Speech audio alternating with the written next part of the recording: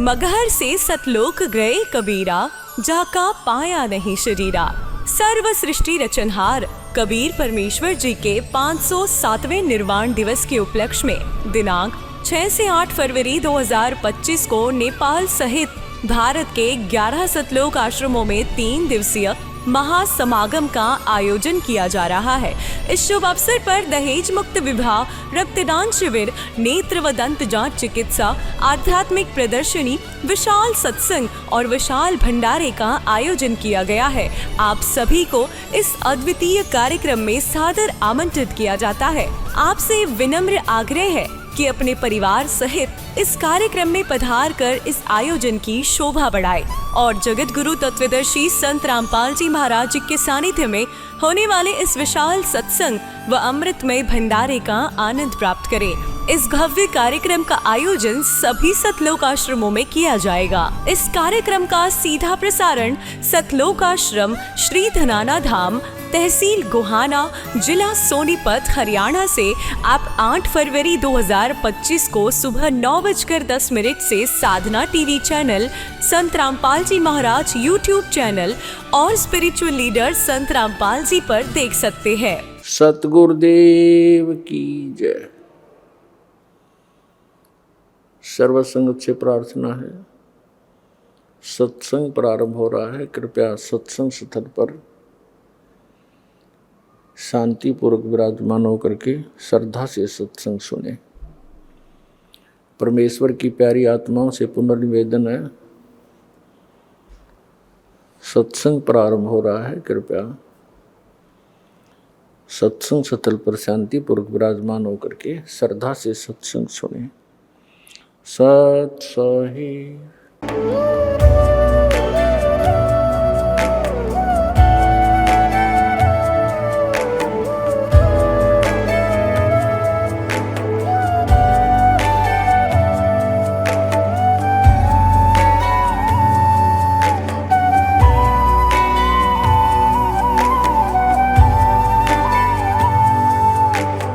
गीता अध्याय 15 के श्लोक 16-17 में 3 प्रभु बताए हैं। ये 3 प्रभु कौन हैं? किस प्रभु की शरण में जाने के पश्चात जन्म और मरण समाप्त हो सकता है? 3 प्रभुओं में सबसे उत्तम परमात्मा कौन है? कैसा है? उसका क्या नाम है?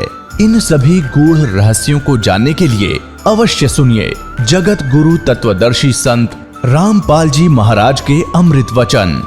जिस दुनिया में हम रहते हैं, यहाँ अनेक धर्म हैं और प्रत्येक धर्म में कई धार्मिक मान्यताएं प्रचलित हैं। इसलिए यह तय कर पाना मुश्किल हो जाता है कि पूजा का सही तरीका क्या है। पूजनीय भगवान कौन है? प्रत्येक भक्त की पूजा का उद्देश्य सांसारिक लाभ, सुख, समृद्धि और मोक्ष प्राप्ति के लिए अपने इष्ट भगवान या देवी को प्रसन्न करना है और उनका आशीर्वाद लेना है। अगर हम देवी सरस्वती की पूजा करने की बात करते हैं तो आमतौर पर भक्त अधिक ज्ञान और बुद्धि प्राप्त करने के लिए उनकी पूजा करते हैं। लेकिन क्या वास्तव में उनकी पूजा करने से ज्ञान और बुद्धि की प्राप्ति होती है? आइए जानते हैं। सवाल नंबर 1, बसंत पंचमी क्यों मनाई जाती है और देवी सरस्वती की पूजा कब और क्यों की जाती है? हिंदू धर्म में ब्रह्मा, विष्णु, महेश, दुर्गा, गणेश के अलावा अनेक देवी देवताओं की पूजा की जाती है, जिनमें से एक हैं देवी सरस्वती। हिंदू पंचांग के अनुसार हर साल माघ महीने के शुक्ल पक्ष की पंचमी तिथि को बसंत पंचमी मनाई जाती है। इस दिन हिंदू धर्म के श्रद्धालुओं द्वारा देवी सरस्वती की पूजा की जाती है। वहीं लोक मान्यताओं अनुसार हिंदू समाज द्वारा देवी सरस्वती को ज्ञान और विद्या की देवी के रूप में पूजा जाता है। साथ ही हिंदू पौराणिक कथाओं के अनुसार माना जाता है कि बसंत पंचमी के दिन ही देवी सरस्वती का आविर्भाव यानी जन्म हुआ था। इसलिए बसंत पंचमी के दिन को सरस्वती पूजन के रूप में भी मनाया जाता है। हिंदू धर्म में प्रतिवर्ष बसंत पंचमी के दिन छात्रों और विद्वानों द्वारा माता सरस्वती की पूजा की जाती है। आमतौर पर शैक्षणिक संस्थान बसंत पंचमी के त्योहार को सीखने और ज्ञान प्राप्त करने के लिए बड़े उत्साह और उल्लास के साथ मनाते हैं। इसलिए वे इस दिन सरस्वती वंदना करते हैं और कुछ मंत्र का जाप करते हैं। लेकिन शास्त्र विरुद्ध होने से ये क्रिया पूर्णतः व्यर्थ है। सवाल नंबर 2, देवी सरस्वती को ब्रह्मा जी की पत्नी बताया जाता है और कुछ लोग उन्हें ब्रह्मा जी की पुत्री बताते हैं। तो देवी सरस्वती भगवान ब्रह्मा जी पुत्री हैं या पत्नी? स्पष्ट कीजिए। देवी सरस्वती के संबंध में अनेक लोक कथाएं विद्यमान हैं, जिनमें से एक मान्यता है कि सरस्वती जी का जन्म श्री ब्रह्मा जी के मुख से हुआ और कुछ मान्यताओं अनुसार उन्हें देवी दुर्गा के शरीर से प्रकट हुआ माना जाता है। तो वहीं हिंदू धर्म में प्रचलित दंत कथाओं के अनुसार देवी सरस्वती और देवी सावित्री को एक ही माना जाता है। यहां तक मान्यता फैली हुई है कि देवी सरस्वती भगवान ब्रह्मा की पत्नी है, लेकिन सच्चाई तो यह है कि देवी सावित्री श्री ब्रह्मा जी की पत्नी है और देवी सरस्वती भगवान ब्रह्मा की बेटी है। क्योंकि श्रीमद् भागवत महापुराण के 3 स्कंध अध्याय 12 श्लोक 28 में स्पष्ट लिखा है कि ब्रह्मा जी अपनी कन्या यानी पुत्री सरस्वती पर काम मोहित हो गए थे। वहीं संत गरीबदास जी कृत अमर ग्रंथ साहिब के अध्याय अत आदि पुराण पेज नंबर 371 पर लिखा है, ऐसे हैं त्रिपुरारी ब्रह्मा जिनके लगा दिए तन कर्मा, एक समय पुत्री पिपासा सो तो गई पुरुष की आशा, भोग संयोग पुरुष परवाना सुनो सरस्वती आत्म जाना, फूल माला और हार सिंगारा गई सरस्वती ब्रह्मा दरबारा, आगे ब्रह्मा बैठे सुर सिद्ध साधम ज्ञान ध्यान और कथा स्वादम, ओही ब्रह्मा जिन दर्श दिखाया ओहे ब्रह्मा घेरा योग माया, सुर नर मुनि जन गंधर्व ज्ञानी ब्रह्मा विष्णु महेश्वर दानी, इंद्र कुबेर वरुण धर्मराया किया चरित्र योग जुमाया, मार्कंडे लोम महर्षि बीना कागभूषण नारद परवीना, वशिष्ठ विश्वामित्र और दुर्वासा पाराशर पिपलादिक दासा, सनक सनंदन सनातन संत कुमारा बैठे मजलिस बीच मंजारा, बना सरस्वती कमल शरीरा ब्रह्मा का मन डल क्या जो नीरा, ब्रह्मा बात भरी मुस्काई शिव को तो सिर थाप लगाई, पंचमुखी त्रिपुरारी ब्रह्मा जा को बिगड़त लग्या नलेमा, दई चक्कर में ब्रह्मा आए शिव को ज्ञान आदि समझाए, छोड़ छोड़ ब्रह्मा तू देखा मानो हमरा वचन स्नेहा, ब्रह्मा योग दान में आए दे अनित करी पद पाए, योग दान से धरे शरीरा ब्रह्मा ज्ञान दान गंभीरा, ब्रह्मा दे नहीं जो त्यागा जाता ज्ञान दान वैरागा, धन धन ब्रह्मा वेद उचारी योग और यज्ञ ओम व्रतधारी। अर्थात एक दिन श्री ब्रह्मा जी के दरबार में नौजवान देवता ज्ञान सुनने के लिए उपस्थित थे। श्री ब्रह्मा और देवी सावित्री की बेटी देवी सरस्वती को उनकी सहेलियों देवस्त्रियों ने शादी करने के लिए प्रेरित किया और उन्होंने कहा कि आज स्वअवसर है कि आपके पिता के दरबार में सर्वदेव मौजूद हैं, अपना पति चुन ले।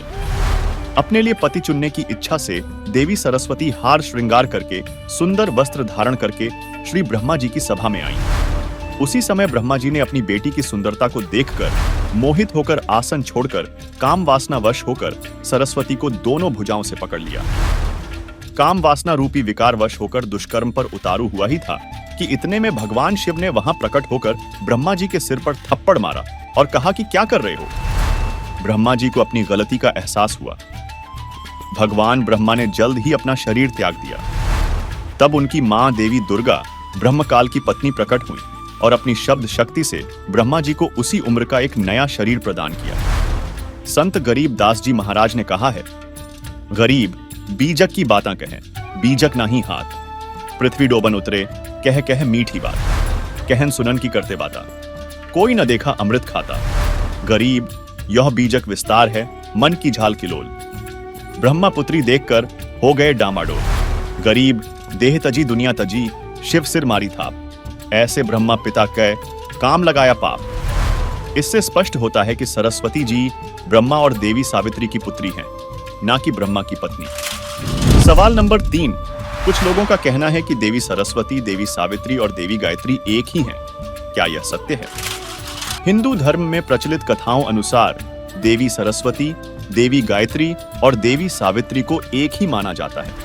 देवी सरस्वती ब्रह्मा और देवी सावित्री की पुत्री हैं, जबकि देवी सावित्री ब्रह्मा जी की पत्नी और देवी सरस्वती की माता हैं। वहीं देवी गायत्री को माता दुर्गा ने ब्रह्मा जी को वापस बुलवाने के लिए अपनी शब्द शक्ति से उत्पन्न किया था, जिसका प्रमाण पवित्र कबीर सागर के अध्याय अनुराग सागर पृष्ठ 30 से 37 में मिलता है कि एक बार श्री ब्रह्मा जी हट करके अपने पिता की खोज के लिए चले और उन्होंने तपस्या हठ योग प्रारंभ कर दी। लेकिन ब्रह्मा जी को अपने पिता के दर्शन नहीं हुए। ब्रह्मा जी के सृष्टि रचना के कार्य को छोड़कर तपस्या करने चल जाने से काल ब्रह्म के लोक में सृष्टि रचना का कार्य बंद हो गया। काल ब्रह्म के निर्देश पर देवी दुर्गा ने श्री ब्रह्मा को वापस बुलवाने के लिए अपनी शब्द शक्ति से गायत्री नाम की एक लड़की बनाई और उसे ब्रह्मा को वापस लाने का आदेश दिया, जिसने माता दुर्गा के सामने ब्रह्मा की झूठी गवाही देने के बदले ब्रह्मा के साथ शारीरिक संबंध बनाया और झूठी गवाही देने के लिए तैयार हो गई, जिस कारण माता दुर्गा ने ब्रह्मा और गायत्री को श्राप दिया तथा पवित्र कबीर सागर अध्याय अनुराग सागर के पृष्ठ 28 में लिखा है कि माता दुर्गा ने श्री ब्रह्मा का विवाह माता सावित्री से, श्री विष्णु का विवाह माता लक्ष्मी से, श्री शिव का विवाह माता पार्वती से किया। इससे स्पष्ट होता है कि देवी सरस्वती, देवी सावित्री और देवी गायत्री एक नहीं है, बल्कि 3 अलग-अलग देवियां हैं। सवाल नंबर 4, सरस्वती संगम तीर्थ तथा पुरूव तीर्थ की स्थापना कैसे हुई?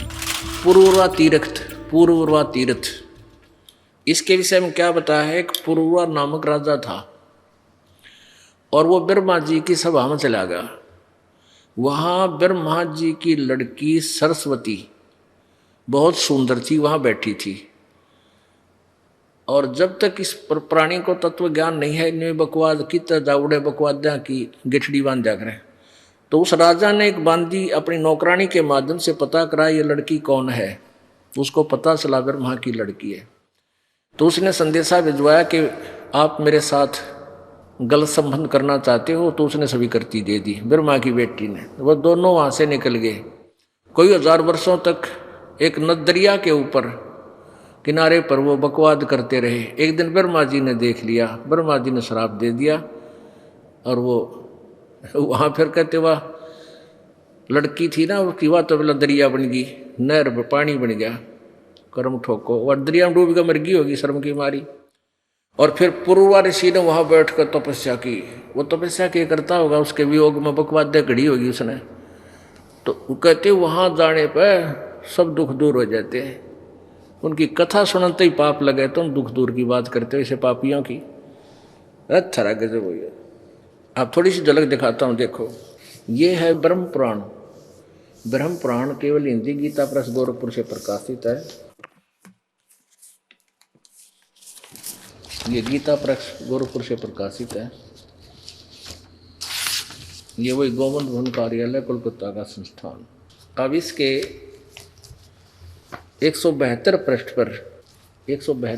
पे संक्षिप्त ब्रह्म पुराण ब्रह्मा जी कहते हैं, आगे देखो, उससे आगे पुरूरवस नामक तीर्थ है।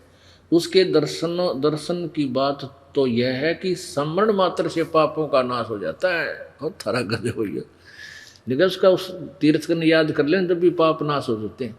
एक समय राजा पुरूरवा ब्रह्मा जी की सभा में गए। वहाँ देव नदी सरस्वती ब्रह्मा जी के पास बैठी हंस रही थी। वह रूपवती देवी को देखकर राजा ने उर्वशी से पूछा, ब्रह्मा जी के पास यह रूपवती साध्वी स्त्री कौन है? यह तो सबसे सुंदर युवती है और अपने सौंदर्य के प्रकाश से इस सभा को उद्दीत कर रही है। उर्वशी ने कहा, ये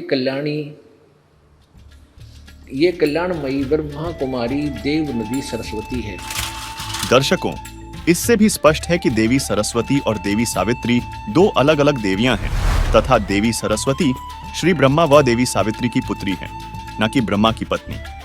चलिए इस प्रसंग को आगे देखते हैं। ये कल्याणमयी ब्रह्मा कुमारी देव नदी सरस्वती है। ये प्रतिदिन आती जाती रहती है। यह सुनकर राजा को बड़ा विस्मय हुआ। उन्होंने उर्वशी से कहा, इसको मेरे पास बुलाओ। उर्वशी ने जाकर राजा का संदेश सुनाया। सरस्वती ने स्वीकार कर लिया तथा अपनी प्रतिज्ञा के अनुसार वह पुरूरवा के पास आई। राजा ने सरस्वती नदी के तट पर उसके साथ अनेक वर्षों तक विहार किया। मौज मस्ती की। यह देख मैंने, ब्रह्मा जी कह रहा है, तब सरस्वती को साप दे दिया। मेरे साप के कारण वह मृत्यु लोक में ही लुप्त हो गई और कहीं दिखाई नहीं देती। जहाँ सरस्वती नदी गंगा में मिली है, वहाँ पहुंचकर राजा पुरुआ ने तपस्या की और महादेव जी की आराधना करके गंगा जी के प्रसाद से संपूर्ण अभीष्ट प्राप्त कर लिया। तब से उस स्थान का नाम पुरुआ तीर्थ है। सरस्वती संगम और ब्रह्म तीर्थ पड़ गया। वहाँ सिद्धेश्वर नामक प्रसिद्ध महादेव जी रहते हैं। वह तीर्थ समस्त कामनाओं का देने वाला थोड़ा सरस है। बेकूफ देखिए है मूर्ख बना रखे। अभी न पढ़ते आना भी शर्मान लागी हमने। हम पहले इसी नशर पर धर रहे थे, इसे डंगे पर रखे इसमें पुराणों में ऐसे मूर्ख बना गए नकली संत में। अब देखो तीर्थ वो स्थान है जहाँ किसी ने कोई साधना की, चल किसी ने थोड़ी बहुत साधना कर भी ली तो वो लेकर चला गया अपने पुण्य को वहाँ। अब जैसे किसी ने कई अच्छे स्थान भी हैं, जैसे राजा जनक ने लिखा है कि कई हजारों यज्ञ करी एक स्थान पर। वहाँ पानी पुणी का अच्छा प्रबंध था, बढ़िया दरिया थी और काफ़ी लोग वहाँ आते थे। राजा के उसमें धर्म यज्ञ की उसने, अच्छी बात है वो कर गया। तो राजा जनक ने कर लिया, वो तो ले गया अपने पुनों को स्वर्ग में। अब वहाँ उस स्थान पर क्या रह गया? कुछ भी कोई ना। जैसे किसी ने एक अपने साथ वाले मकान तय एक हमाम दस्ता मांग लिया और उसने क्या किया कि उसमें कुछ अपनी सुगंधित सामग्री कूटी और सामग्री को कूट के उस पोंछ के धो के वो अमाम दस्ता उनका वापस सौंप दिया। अब उस अमाम दस्ते में वो सामग्री सारी निकालने के बाद भी महक रहेगी। वो महक उस कमरे में आ रही है जहाँ वो हमाम दस्ता रखा था। तो उस परिवार वाले उसमें जाते हैं, कहते हैं मैं किस चीज़ की आती है? तो उन्होंने देखा हमाम दस्ते में से आ रही है और उनको पता था कि कोई पड़ोसी ले गया था, उसने कोई अपनी सुगंधित सामग्री इसमें कुट्टी छेती है। कुछ दिनों हुआ भी ना रही, महक भी खत्म होगी उसकी। अब जैसे उस वास्तविक वस्तु का लाभ उठाने के लिए उस पड़ोसी की तरह सामग्री लाओ और कुटो और फिर पूरा लाभ उठाओ। ये वो तीर्थ तो हमाम दस्ता खाली, वहाँ ऋषि था वो अपने कूट के बना के भक्ति जो चला गया उस हमाम दस्ता में के सूंघने जाएंगे क्या लेंगे? वैसी ही क्रिया आप यहाँ बरवाड़ा कर लो, ये तीर्थ हमारे लिए, ये साधना हम कर रहे हैं, हमारा ये तीर्थ है। अब देखिएगा श्रीमद् देवी भागवत में बिल्कुल क्लियर कर दिया। अब देखिएगा श्रीमद् देवी भागवत गीता प्रेस गोरखपुर से प्रकाशित है। ये वही है, संपादक हनुमान प्रसाद पोदार, चिमनलाल गोस्वामी। अब बार बार क्यों दिखाना पड़ेगा? देखो न सोचा ये नकली छाप रहे हो अपनी, पेटा ना पर विश्वास ना हो बच्चे गए। गीता प्रेस गोरखपुर प्रकाशित है, गोविंद मुनि कार्यालय कोलकाता स्थान। एक बार ये दास वहाँ नासिक में सत्संग कर रहे थे, नासिक महाराष्ट्र में। वहाँ टेंट ला रखे हम भक्ता ने सत्संग हो रहा है। 2-4 बुढ़े और आगे सत्संग शाम के समय। जब ये दास कहे कि ब्रह्मा विष्णु महेश नासवान है तो न्यू वहाँ खड़े हुए, ये कौन आ गया? और फिर दास ये दिखा दे, पहले ये दास ऐसे कर रहा था, नो ऊपर से दिखा दूँ था, नो देखो देवी। पहले ऐसे था हमारे पास, ये सिस्टम ऊपर वाला नहीं था, प्रोजेक्टर पाता था कि देखिए ये ऊपर से दिखा के गीता प्रेस गोरखपुर ये नो का नो, और फिर अंदर चला जाता था जहाँ हमने प्रकरण दिखाना है। तो वो बूढ़े नो कहें आपस में ये षड्यंत्रकारी है, ऊपर जल्द जल्द अपनी बना रहा है, दिखा अंदर तना दिखाता। कुदरती फिर मेरे याद आ गई, वो स्वाभाविक वहाँ हमारे भगत तो रहते ही थे, बैठते थे उनके साथ हमारे भक्त यहाँ से। तो फिर जब मैंने ये अंदर से भी दिखाया ना, ये हनुमान प्रसाद पोदार चिमनलाल गोस्वामी, बूढ़े न्यू करे ये तो वही है जो हम क्या करते हैं डेली, वही है। अपनी में देखांगे जाकर, यानी फिर भी पेटा ना भरा कि हम अपने वाले पृष्ठ नोट करें, सकंद नोट करें। अगले दिन वो सारे न्यू के न्यू पाए, बूढ़े डीले हो गए। फिर अब देखिएगा आपको दिखाते हैं, निचोड़ कर रखा है इन्होंने भी सच्चाई जो परमात्मा बताते हैं, इन्होंने सारे डले डुआ कर लास्ट में कहनी पड़ी। वाह लेकिन उसका किसी का असर नहीं, स्वयं भी असर नहीं। उनका जो लेखक है Vyas ji is the writer of Puran and Veda and Gita ji, ये इनका राइटर है, लेखक है, लेकिन असर इसका भी कोई ना। इसमें निशान ला रखे हैं, ये वही है। ये है छठा स्कंद और पृष्ठ नंबर 416 पे श्री संक्षिप्त देवी भागवत। व्यास जी कहते हैं, अब व्यास जी कहते हैं, यहां बताते हैं, बद्री का आश्रम अत्यंत पवित्र स्थान है, यह बात सर्वत्र प्रसिद्ध है। इसी स्थान पर रहकर नर और नारायण नामक दो मुनियों ने कठोर तपस्या की। वामनाश्रम और सत्योपाश्रम भी प्रसिद्ध हैं। जो मुनि जहाँ रहकर तपस्या कर चुके हैं वह स्थान उन्हीं के नाम से प्रसिद्ध हुआ। अब पता लगा ना तीर्थ किसे कहते हैं। राजन, इस प्रकार असंख्य पवित्र स्थान भूमंडल पर हैं। मुनियों ने इन सब को अत्यंत पावन बतलाया है। भूपते इन स्थानों में प्राय सर्वत्र भगवती जगदम्बा के मंदिर हैं। कुछ ऐसे तीर्थ भी हैं जिनका नियमतः दर्शन कर लेने से पापों का उच्छेद हो जाता है। ये भी नशे बोला था करा व्यास जी भी। आगे देखियो, खुद कह रहा है कि इनके दर्शन कर ले, इन नियमित दर्शन कर लेने से पापों का उच्छेद हो जाता है। उन तीर्थों का प्रसंग आगे चलकर वर्णन करूंगा। आगे देखो, और फिर क्या है 417 पृष्ठ पे क्या कह रहा है। राजन, यह निश्चित है कि तीर्थ देह संबंधी मैल को धोकर साफ कर देते हैं, किंतु मन के मैल धो देने के लिए उनमें शक्ति नहीं है। वाह भाई वाह। चित्त शुद्ध तीर्थ गंगा आदि तीर्थों से भी अधिक पवित्र माना जाता है। ये चित्त शुद्ध तीर्थ, ये सत्संग है परम संत का। यदि भाग्यवश चित्त शुद्धि तीर्थ सुलभ हो जाए तो मानसिक मल के धुल जाने में कोई संदेह नहीं। परंतु राजन, इस चित्त शुद्धि तीर्थ को प्राप्त करने के लिए ज्ञानी पुरुषों के सत्संग की विशेष आवश्यकता है। वेद शास्त्र व्रत तप यज्ञ और दान से चित्त शुद्धि तीर्थ का प्राप्त होना बहुत कठिन है। वशिष्ठ जी ब्रह्मा के पुत्र थे। उन्होंने वेद और विद्या का सम्यक प्रकार से अध्ययन किया था। गंगा के तट पर निवास करते थे, तथापि द्वेष के कारण विश्वामित्र के साथ उनका वैमनस्य हो गया, बैर हो गया, और दोनों ने परस्पर साप दे दिया और उनमें भयंकर युद्ध होने लगा। राजन, व्यास जी कहते हैं, व्यास जी बता रहे हैं, राजन, इस प्रकार वशिष्ठ और विश्वामित्र का परस्पर युद्ध छिड़ गया था, जिससे उन दोनों को ही महान कष्ट भोगना पड़ा। नरेंद्र, दानव मानव एवं देव योनि से संबंध रखने वाले कौन ऐसा व्यक्ति जगत में है, देव योनि से संबंध रखने वाला ऐसा व्यक्ति कौन जगत में है जो अहंकार पर विजय प्राप्त करके निरंतर सुख से समय व्यतीत करता है। इससे सिद्ध हो रहा है कि श्रेष्ठ पुरुषों के लिए भी चित्त का शुद्ध होना बड़ा कठिन है।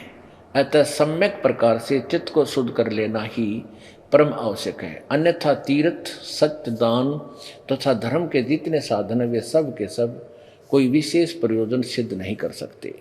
अब कितना क्लियर हो गया।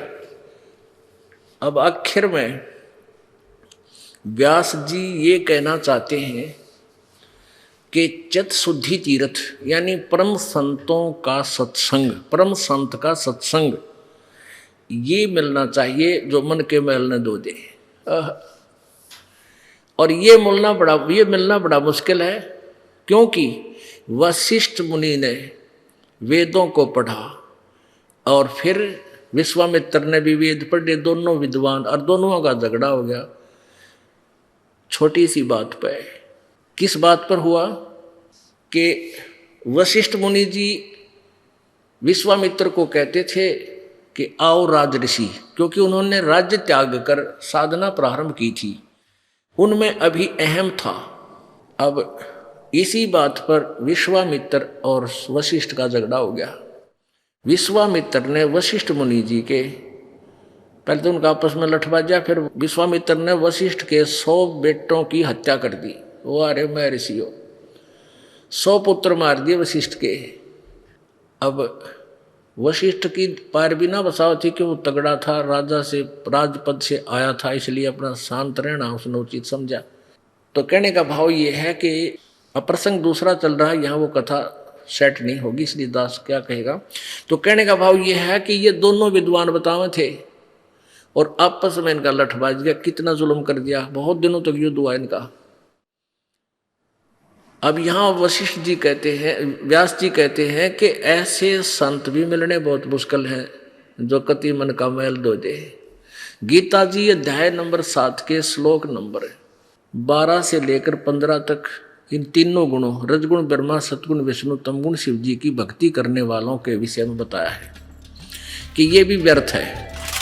दर्शकों, गीता के रहस्यमय ज्ञान को जानने से पहले ये जान लेते हैं कि 3 गुण क्या हैं। देखिए, ये 3 गुण कौन है? रजगुण ब्रह्मा, सतगुण विष्णु, तमगुण शिव जी। ये देखिएगा मार्कंडेय पुराण। गीता प्रेस गोरखपुर से प्रकाशित संक्षिप्त मार्कंडेय पुराण के अध्याय 25 में लिखा है कि रजोगुण प्रधान ब्रह्मा, तमोगुण प्रधान रुद्र यानी शिव और सत्व प्रधान यानी सतोगुण प्रधान विश्व पालक विष्णु हैं। ये ही 3 देवता हैं और ये ही 3 गुण हैं। और थोड़ा सा पक्का कर दूं, ये देखिएगा, ये है श्रीमद् देवी भागवत। देखिए, खेमराज श्री कृष्ण दास प्रकाशन, बंबई से प्रकाशित श्रीमद् देवी भागवत भाग 1 के 3 स्कंध के अध्याय 5 श्लोक 8 में भगवान शंकर बोले, हे मात, यदि हमारे ऊपर आप दयायुक्त हो तो मुझे तमोगुण क्यों बनाया? कमल से उत्पन्न ब्रह्मा को रजोगुण किस लिए बनाया तथा विष्णु को सतगुण क्यों बनाया?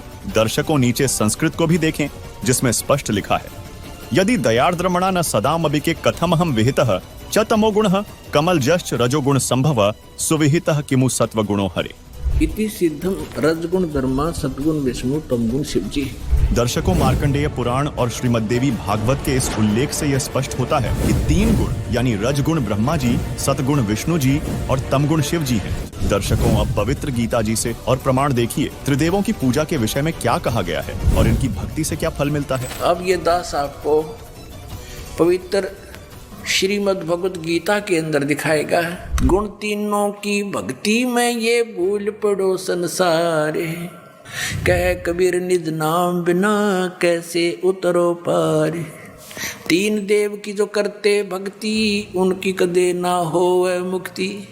तभी तो हमारे सारे पूर्वज भूत बनवा दिए नज्ञानिया ने, और फिर हमारे से श्राद्ध कटवाओ, तुम्हारे पिताजी स्वर्ग में भूखे हैं। नकलियो, स्वर्ग में जब कुछ है ही नहीं, वो स्वर्ग कहाँ हो गया जिसमें भूखे मरे हमारे पूर्वज? बोला स्वर्ग भेज दिए, गति कर दी उनकी, सारे क्रियाक्रम करे पाछे, और फिर न कहो भूखे हैं उनको ये दान करो। किसा मूर्ख बना रखा था इन्हें। अब ये देखिएगा श्रीमद् भगवत गीता अध्याय नंबर 7 का जयदयाल गोविंद का इसके अनुवादक हैं, गीता प्रेस गोरखपुर से ये छपी है।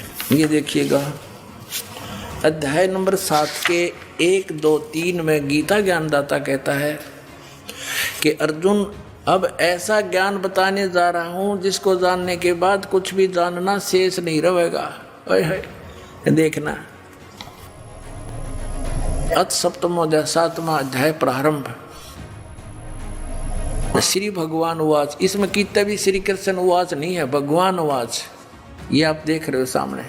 अरियंकर कृष्ण जी ने बोली, हे पार्थ, अनन्य प्रेम से मुझ में आसक्त चित्त मेरे प्राण होकर तथा अनन्य भाव से मेरे प्राण होकर योग में लगा हुआ, जिस प्रकार से संपूर्ण विभूति बल ऐश्वर्य आदि गुणों से संपन्न सबके आत्म रूप मुझको संशय रहित जानेगा, उसको सुन। कहते तू मुझे अच्छी तरह समझ जाएगा, वो ज्ञान बताता हूँ। साथ में देगा दूसरा श्लोक, मैं तेरे लिए इस विज्ञान से तत्व ज्ञान को संपूर्णता कहूँगा, जिसको जानकर संसार में फिर कुछ भी जानने योग्य शेष नहीं रह जाता। अध्याय नंबर 7 के और श्लोक नंबर 12 पे, क्योंकि ताज़ा ताज़ा सिद्ध हुआ है कि रजगुण ब्रह्मा है, सतगुण विष्णु, तमगुण शिव जी, ये याद रखना। अब ये गीता ज्ञान दाता ब्रह्म है, काल है, और ये कह रहा है कि और भी जो सतगुण से उत्पन्न होने वाले भाव हैं, सतोगुण यानी विष्णु से सतिथि, और जो रजगुण से तथा तमगुण से, रजगुण ब्रह्मा जी से उत्पत्ति, तमोगुण से संहार शंकर जी से, तमगुण शंकर से संहार होने वाले भाव हैं, उन सबको मुझसे ही होने वाले हैं ऐसा जान, परंतु वास्तव में उनमें मैं और वे मुझ में नहीं है। अब पुण्यात्माओं, इस काल भगवान को 1,00,000 मानव शरीरधारी प्राणियों के शरीर से निकले गंध को खाने का श्राप लगा हुआ है, जिस कारण से इसने अपने तीनों पुत्रों को ये यहाँ की व्यवस्था दे रखी है कि ब्रह्मा जी रजोगुण है, जिसके प्रभाव से हम संतानों उत्पत्ति करते हैं सभी प्राणी विवश होकर के, जीव के बस की नहीं। और सतोगुण श्री विष्णु जी के सतोगुण के प्रभाव से हम एक दूसरे में जकड़े हुए हैं, हमारे अंदर इतनी ममता भर रखी है, हमारे बस का नहीं से दूर हो सके। और तीसरा जो संहार करता है शंकर भगवान, ये भी काल का पुत्र है। तो इन तीनों से ये कहता है कि जो रजगुण से होता है वो ब्रह्मा जी से उत्पत्ति, और विष्णु जी से स्थिति, और शिव जी से संहार, जो कुछ भी हो रहा है इसका निमित्त कारण तो मैं ही हूँ, पर मैं इनके सामने नहीं आता, इनसे अलग रहता हूँ।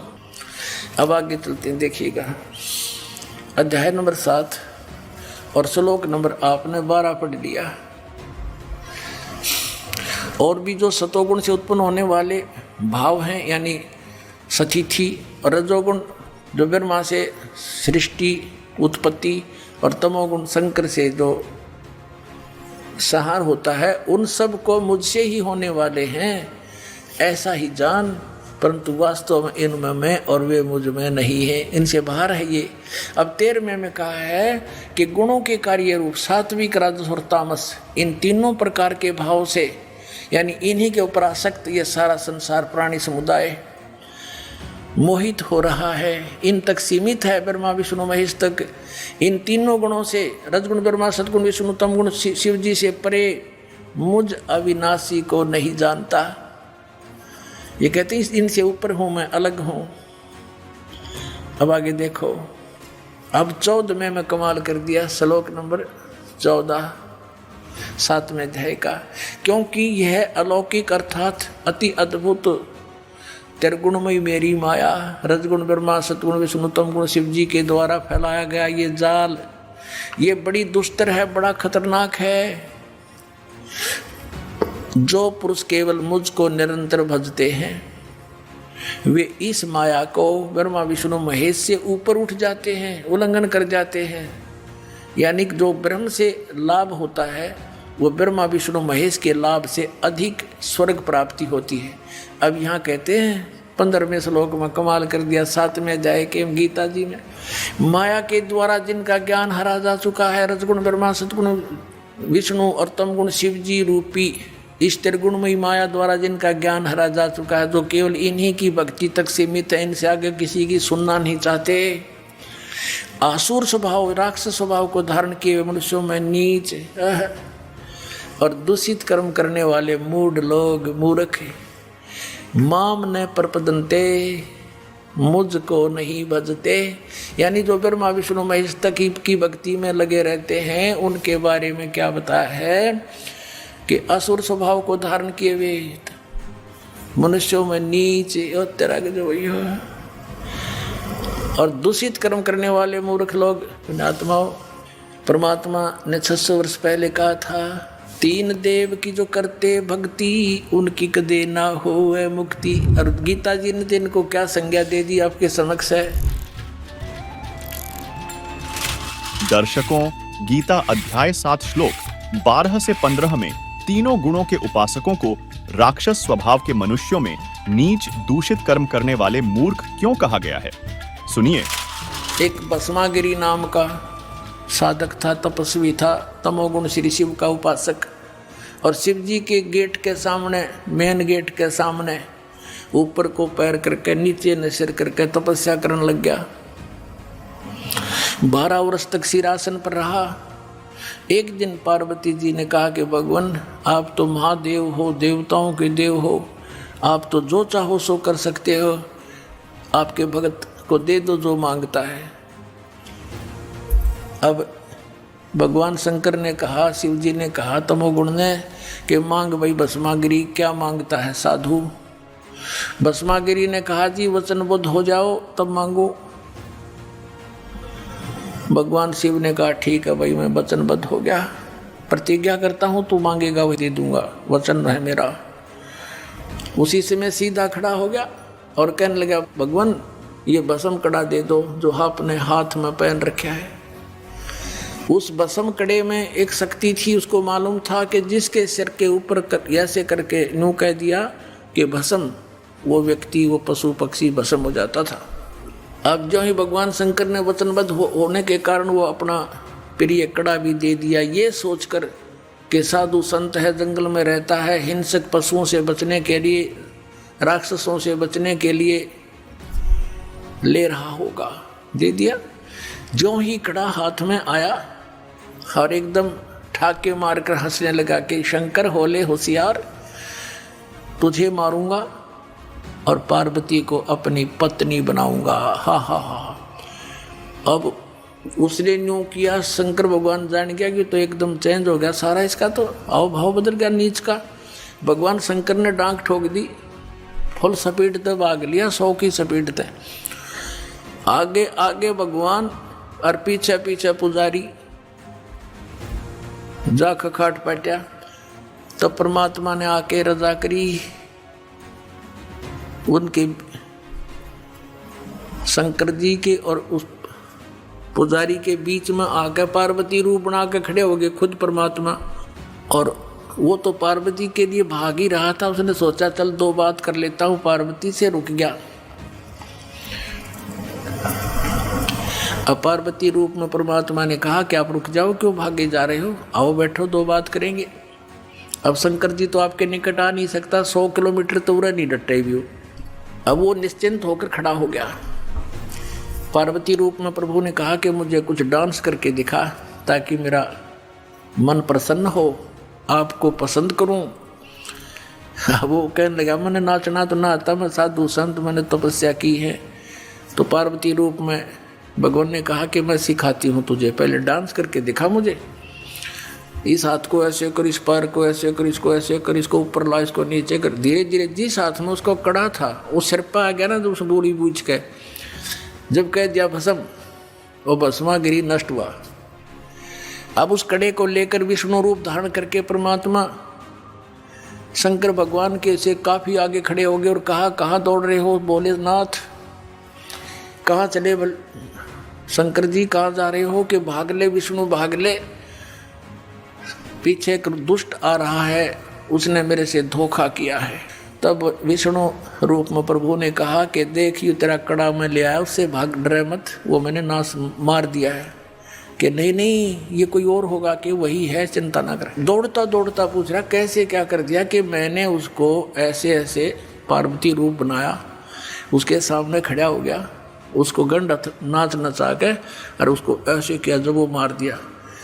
शंकर भगवान ने कहा मुझे उसकी वो ऐस दिखा दे, राख कहाँ सी जलिया है। वो लिया के दिखा लिया ना कि यो पड़ा उसकी राख। जब कलेजे की धड़कन बंद हुई भगवान शिव जी की, जिसको अविनाशी कहा करते, अजरो अमर मृत्युंजय कालज सर्वेश्वर महेश्वर। बताओ, ये थे हमारे टीचर हिंदू धर्म के, नकली गुरु, मूर्ख बना रहे हमारे को हजारों वर्षों से। अपने आत्माओं, ये तो 2 गुणों के पुजारियों का निर्णय हो गया। किसे थे? 2 गुण का उपासक था ब्रह्मा जी का। कौन? हिरण्यकशिपु। भगत बनकर श्रद्धा से खूब तपस्या करी, वर मांग लिए, सुबह मरू ना, शाम मरू, रात मरू ना, दिन मरू, फलान मरू ना, धकड़ मरू। कह दिया तथास्तु। फिर उसने सोची हल्दी की गांठ मिल गई, तू पंसारी हो गया, भगवान बन गया। सब ने नो कहा मेरा नाम लो, विष्णु का नाम मत ले लियो, अपना नाम जपावर नक्षपू करो। अरे मूर्ख। अब भगवान ने उसके घर में भेज दिया खम्ब प्रहलाद, और वो नो कहा नहीं पिताजी, हिरण्यकशिपु भी कोई मंत्र होता है, भगवान के नाम से लाभ होगा। पिता पुत्र का झगड़ा हो गया इससे बात पे, और ऐसे जुल्म किए उस पुण्यात्मा के साथ, उस राक्षस स्वभाव को धारण किए हुए मनुष्यों में नीच दूषित कर्म करने वाले मूर्ख हिरण्यकशिपु ने, ब्रह्मा रजगुण के उपासक ने। अब यहाँ कहते हैं, अब क्या बताते हैं, सूक्ष्म वेद में कहा परमात्मा ने कि हिरण्यकुश छाती तोड़वाई और ब्राह्मण बाणा और कर्म कसाई। वो तो ब्राह्मण भगत को आवे हैं, भगत का तो बाणा उसका है, और कर्म इसे कसाई कैसे अपने मासूम बच्चे को मारने के लिए ना जाने कितने ओछे हथकंडे अपनाए। हिरण्यकशिपु छाती तोड़वाई और ब्राह्मण बाणा कर्म कसाई। रजोगुण का उपासकता राक्षस कहलाया हिरण्यकशिपु। राक्षस स्वभाव को धारण किए हुए मनुष्यों में नीच दूषित कर्म करने वाले मूर्ख। अब भस्मा गिरी जैसा नीच कर्म कौन करेगा? भगवान की पत्नी पे, और नीत खराब कर दिया अपनी माँ पे, तो इसे दुष्ट गीता जी में कहा है। राक्षस स्वभाव को धारण किए भस्मा असुर कहलाया, भस्मा राक्षस कहलाया, भस्मा गिरी से। अब सतोगुण श्री विष्णु जी के पुजारी वैष्णो धर्म, वैष्णो साधु होते हैं। एक समय हर की पैड़ी हरिद्वार के अंदर एक कुंभ के पर्व की, कुंभ के मेले की, त्योहार की प्रभी लगी। हर की पैड़ियों पर वो प्रभी लगनी थी, वहाँ स्नान करना था। तो सभी ये षटदल बोला है न, 6 प्रकार के, गिरी, पुरी, नागा, सन्यासी, वैष्णो, नाथ, ये षटदल कहलाते हैं। दल माने संख्या, अलग अलग ग्रुप, दल माने पूरा समूह। तो ये सब षटदल अपने अपने स्थान पर, अपने अपने डेरों में, अपने अपने ग्रुप में, गिरियों में गिरी, पुरियों में पुरी, सन्यासियों में सन्यासी, नागाओं में नागा, वैष्णों में वैष्णो साधु जा करके अपने ग्रुप में वहाँ हरिद्वार में इकट्ठे हो गए। ये ऐसा ही करते हैं। और जब स्नान करने का समय आता है उस समय ये सभी चल पड़ते हैं अपने मुखिया के पीछे पीछे। अपने अपने अलग अलग गिरियों का मुखिया अलग होता है, पुरियों का अलग, सन्यासियों का अलग, वैष्णों का अलग, नागाओं का अलग। ये नागा और गिरी, पुरी, सन्यासी और ये नाथ, ये सारे तमोगुण शिव के उपासक, सतोगुण विष्णु के उपासक, वैष्णो साधु। पहले नागा पहुंच गया पूरा ग्रुप, कोई हजारों की संख्या में, 50-60 हजार। और हर की पैड़ी पर नहाने के लिए पोजीशन पकड़ के पहले स्नान करने लगे। पीछे से आगे वैष्णो का समूह पूरा। वैष्णो ने आकर कहा कि हे सतोगुण वैष्णो, विष्णु के उपासकों ने कहा कि हे नागाओ, तुम पहले स्नान मत करना, प्रथम हम स्नान करेंगे, हम सर्वश्रेष्ठ हैं। नागा कहने लगे नहीं, हम सर्वश्रेष्ठ हैं, हम प्रथम स्नान करेंगे, हम त्यागी और बैरागी हैं, हम नी इच्छा रहते हैं, हम वस्त्र तक भी ग्रहण नहीं करते और हम सर्वश्रेष्ठ हैं, हम प्रथम स्नान करेंगे। अब वैष्णो साधु कहने लगे वो संत कि तुम काहे के श्रेष्ठ हो, हैं? तुम नंगे फिरते हो पशु की तरह, राख लपेटे रहते हो, आज तुम नहाने वाले बन गए, शरण फिरो, टट्टी के हाथ भी ना धोते तुम, आज प्रथम स्नान करने पर तुल गए हो। अब इतनी बात से वो क्षुब्ध हो गए। कौन? नागा। भगवान भूल गए, वो कुंभ का मेला की पर भी भूल गए, उल्टे फिर गए एकदम। और उसने उनके बाल पकड़ दिए, उसने उनके गुट्टम गुट्टा, फिर तलवार निकाल लाए, तीर मारे एक दूसरे के, पूरी छुरी घोंप दे, कत्लेआम कर दिया। 25,000 ये त्रिगुण उपासक कटका मर गए वहाँ हर की पैड़ी हरिद्वार के अंदर। ओए होए।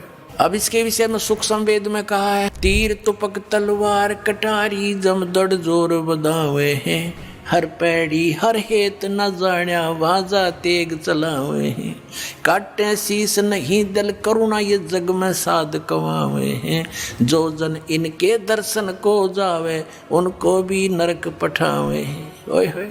4 पंक्तियों में निर्णय दे दिया सूक्ष्म वेद में परमात्मा ने, कबीर भगवान ने, के तीर तुपक तलवार कटारी और डट के लठ बजावे हैं, जमदड़ जोर बजावे हैं, और हर पैड़ी हर हेत नहीं जाना। हर की पैड़ी कहें भगवान की छाती पे कत्लेआम कर डाला। हर पैड़ी हर हेत नहीं जाना, वहाँ जाते गए यानी तलवार चलावे हैं, और काटे शीस नहीं दल करुणा ये जग में साध कमावे हैं। इन्हें तुम संत भी कहते हो। और जो जन इनके दर्शन को जावे उनको भी नरक पठावे, उन भी ये पाठ पढ़ाओगे, ऐसे उनको बना देंगे। आज तक ये कैसा जुल्म करते रहे, हिंदू मुसलमानों को मार डालते हैं इन्हीं के बहकाए हुए, और मुसलमान हिंदुओं का काट डालते हैं और काजी और मुल्लाओं के बहकाए हुए। तो पुण्यात्माओं, जब तक हम तत्व ज्ञान से परिचित नहीं होंगे, हमारी ऐसे ही ये हमारी दुर्बुद्धि बनाए रखते हैं, हमारा दुरुपयोग करते हैं ये मूर्ख लोग अपने स्वार्थ के वास्ते। ये गुरु अब हर पैड़ी हर हेत नहीं जाने, वहां जाते एक चलावे हैं और काटे शीश नहीं दल करुणा दया नहीं इनके अंदर। अरे न साधु कहो तुम, ये जग में साधक वहां है। दर्शकों, अभी आपने तीनों गुणों रजगुण ब्रह्मा, सद्गुण विष्णु और तमगुण शिव जी के उपासकों के विषय में जाना। यही वजह है कि इन तीनों गुणों के उपासकों को गीता अध्याय 7 श्लोक 12 से 15 में राक्षस स्वभाव के मनुष्यों में नीच, दूषित कर्म करने वाले मूर्ख कहा गया है। यानी तीनों गुणों अर्थात रजगुण ब्रह्मा, सतगुण विष्णु और तमगुण शिव जी की साधना व्यर्थ है। और फिर अपनी साधना गीता ज्ञानदाता ब्रह्म कहता है कि मेरे साधक 4 प्रकार के हैं, अर्थार्थी, आर्थ, जिज्ञासु और ज्ञानी। तो उनमें से 3 प्रकार के जिज्ञासु तक, यानी अर्थार्थी, आर्थ और जिज्ञासु, ये तीनों रिजेक्ट कर दिए कि ये सही भक्त नहीं है। मेरा भक्त है ज्ञानी, ज्ञानी आत्मा। उसको ये पता लग गया कि एक परमात्मा की भक्ति करनी चाहिए, आन उपासना त्याग देनी चाहिए, और मनुष्य जीवन केवल परमात्मा प्राप्ति के लिए ही प्राप्त होता है। इस दृष्टिकोण से उस ज्ञानी आत्मा ने वेदों को पढ़ा, उसमें से निष्कर्ष निकाल लिया कि एक ही परमात्मा पूर्ण ब्रह्म है जिसकी पूजा करने से मोक्ष होगा। अब वहां वेद में और गीता में मंत्र ब्रह्म का है और महिमा पूर्ण ब्रह्म की है। परमेश्वर कबीर जी कहते हैं, वेद मेरा भेद है पर मैं ना वेदन के माही, और जौन वेद से मैं मिलूं ये वेद जानते नहीं। तो ऋषियों ने, ज्ञानी आत्मा ने, जिन्हें भगवान चाहिए था, ओम नाम का जाप सेलेक्ट कर दिया वेदों और गीता से, और साधना तप, घोर तप शुरू कर दिया। घोर तप की बीमारी इस काल ने ब्रह्मा का लाई थी। जब ये कमल के फूल पर बैठा था अकेला, आकाशवाणी कर दी, तप करो तप करो। तो ब्रह्मा जी ने ये आकाशवाणी पूर्ण परमात्मा की मान ली, या थी काल की, तो तपस्या शुरू कर ली। तो इन ऋषियों ने अपने इस ओम नाम के जाप में या तपस्या और ठोक ली, यानी ये व्यस बना लिया। हठ योग किसी भी शास्त्र में नहीं है हठ योग करने का, किसी में भी नहीं। इन्होंने सभी ने हठ योग किया, ब्रह्मा ने किया, विष्णु ने किया, शिव ने किया, और सब ऋषियों ने किया। तो वो भी पार नहीं हुए। उनमें भी जो है ना ये ईर्षा, राग, द्वेष, महिमा भरी रही। एक चुणक नाम के ऋषि थे, उन्होंने इसी तरह वेदों के अनुसार साधना की, हठ काफी समय तक तप किया, ओम नाम का जाप किया, एटम बम बन गया। मानदाता चक्रवर्ती राजा की 72 करोड़ सेना थी, उसको अपनी सिद्धि शक्ति थे, अपनी कमाई दो हठ योग करके जो उसने तोप बना ली थी, और साधना की सिद्धियां जो कमाई थी, इकट्ठी की थी, उसका दुरुपयोग करके मानधाता चक्रवर्ती, यानी पूरी पृथ्वी का राजा था वो, उसकी सेना को मार डाला। अपने उस सारे जीवन की कमाई का युद्ध दुरुपयोग कर लिया। इसलिए गीता जी अध्याय नंबर 7 के श्लोक नंबर 18 में कहा कि ज्ञानी आत्मा है तो उद्धार है, ये परमात्मा के लिए न्यौछावर है। लेकिन ये पुण्यात्मा मेरे वाली अनुत्तम गति में सचित है, क्योंकि ब्रह्म साधना भी मोक्षदायक नहीं है, ऐसी ही दुखदायक है। कि जैसे उस तुड़क ऋषि ने साधना की परमात्मा पाने के लिए, भगवान मिला नहीं, उसके लिए तो थ्योरी बना दी, निराकार है, दिखता को नहीं, और उससे होगी सिद्धियां, वो एटम बम बन गया। उसका दुरुपयोग करके और सब ऋषियों में सुप्रीम हो गया। और को हो भाई उसने इतना काम कर दिया, एक 72 करोड़ सेना मार दी अपनी पुतलियों से, इससे ये ऋषि पा किए, इनकी महिमा होगी, डरते इनको प्रणाम कर, छेड़ियो ना भाई, क्योंकि तो भरड़ है, सर्प बन गए, नंबर डंक बन गया, और कुछ छेड़ा उसका डंक मार दे, अब पढ़ रहे फिर सांप से। तो परमात्मा कबीर परमेश्वर जी कहते हैं, 72 सोनी खा गया वो चुनक ऋषीश्वर एक, दे धारे जोरा फिर ये सभी काल के बेख। 72 सोनी खा गया ये चुनक ऋषीश्वर, ऋषियों में भी महान ऋषि माना जाने वाला 72 सोनी खा गया।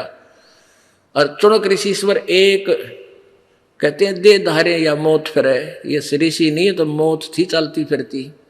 ये सभी काल के भेख, ये ब्रह्म तक के साधक, काल के साधक, काल के भेख। गीता जी अध्याय नंबर 7 के श्लोक नंबर 19 में स्पष्ट किया है कि बहु नाम जन्मा नाम अंते ज्ञानवान माम प्रपतये। और वासुदेव सर्वमिति सहमात्मा सो दुर्लभ है। ये बहुत जन्म जन्मांतर के किसी अंत के जन्म में कोई ज्ञानी आत्मा ब्रह्म तक की साधना करता, नहीं तो नीचे के भैरव भूत बेतालों में देवताओं में उलझे रहते हैं। और ये बताने वाला कि वासुदेव यानी पूर्ण परमात्मा ही भक्ति के योग्य है, वही मोक्षदायक है, वही पाप नाशक है, वही पूजा के योग्य है, उसी की भक्ति करनी चाहिए, नथिंग एल्स। ये बताने वाला साधु तो बड़ी मुश्किल से मिलेगा। सहमात्मा सुदुर्लभ है। तो यहाँ व्यास जी भी यही कह रहे हैं कि जो इस मन के मैल ने धो दे, ऐसा सत्संग करने वाला संत आपको बहुत मुश्किल से मिलेगा। और बात तेरे काम न आवे तू संतों शरण लाग रे, के सोवे गफलत में बंद।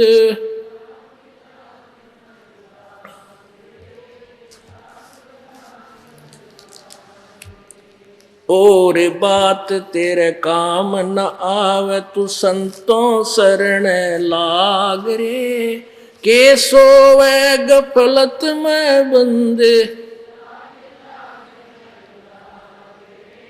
जाग जाग नर जाग रे। भाई इस तन सराय में जीव मुसाफिर, करता रहे दिमाग रे। तन सराय में जीव मुसाफिर, करता रहे दिमाग रे। रात बसेरा कर ले डेरा, चले सवेरा त्याग रे। चले सवेरा त्याग रे। और बात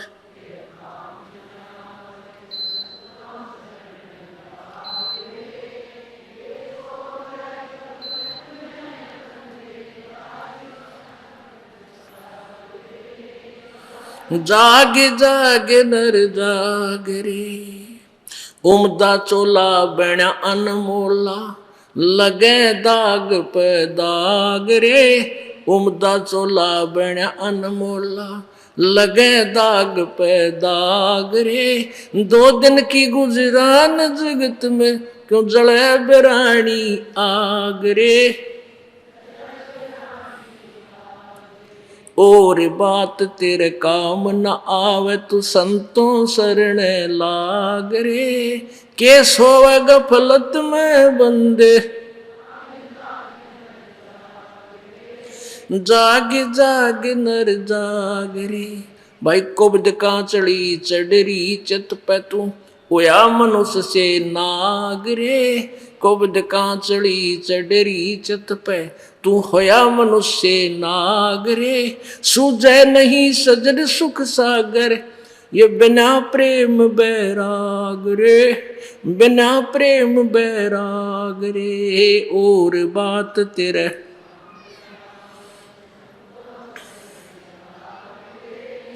के सोवे गफलत में बंदे, जाग जाग नर जाग रे।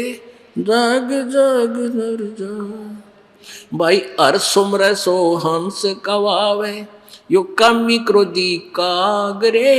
हर सुमर सो हंस कवावे, यो कामी क्रोधी काग रे।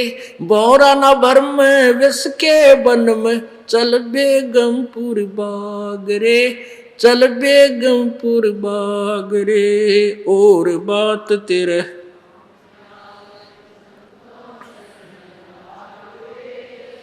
क्या सोवे गफलत में बंदे,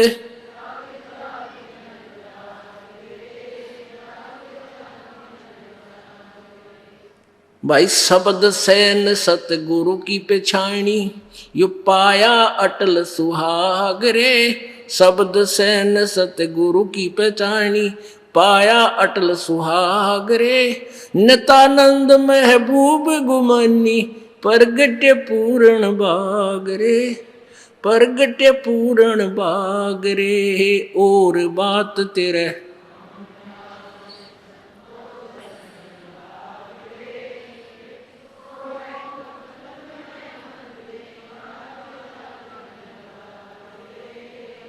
जाग जाग नर जाग रे, और बात तेरे काम न आवे, तू संतों शरण लाग रे। के सोवे गफलत में बंदे, जाग जाग नर जाग रे, जाग जाग नर जाग। सत सही किसी भी सदग्रंथ या संत के विचार आप देखोगे, सर्वप्रथम परम संत की आवश्यकता पर जोर दिया है। पवित्र गीता जी अध्याय नंबर 4 के श्लोक नंबर 34 में कहा है कि अर्जुन, उस पूर्ण परमात्मा के तत्व ज्ञान के बारे में मैं अपरिचित हूं।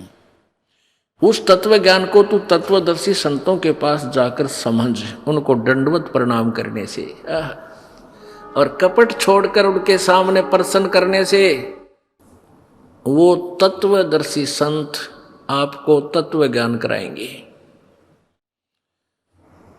इसी प्रकार यजुर्वेद अध्याय नंबर 40 के मंत्र नंबर 10 से लेकर 13 में यही प्रकरण दिया है कि तत्वदर्शी संत ही आपको यथार्थ ज्ञान बताएंगे। इससे सिद्ध है कि गीता जी का ज्ञान इनकम्प्लीट है और गीता ज्ञान दाता सर्वज्ञ नहीं है, और वेद ज्ञान दाता भी सर्वज्ञ नहीं है।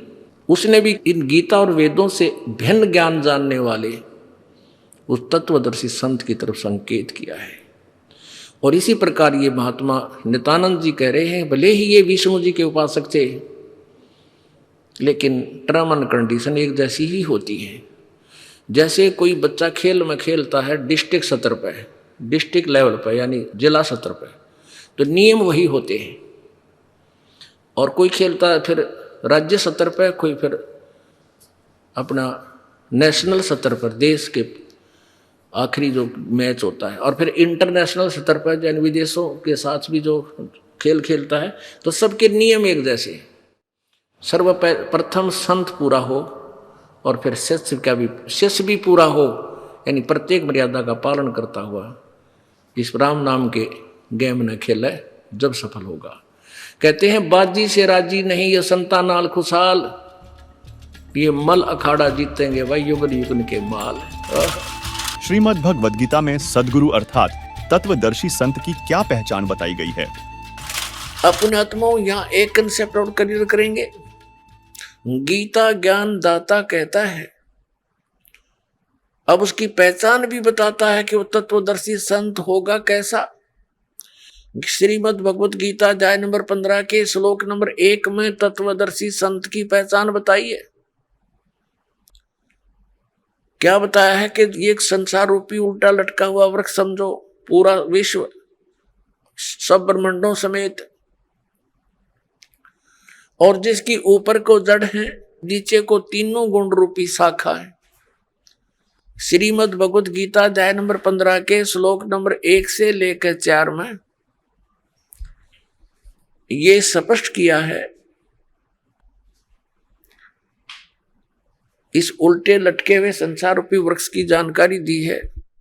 अब आपको ये उल्टा लटका हुआ संसार रूपी वृक्ष दिखाते हैं, फिर आसानी से जो दास सब सदग्रंथों से रूबरू करने जा रहा है, आपको आसानी से समझ जाएंगे। देखिएगा, ये समझो एक संसार रूपी वृक्ष है पूरा।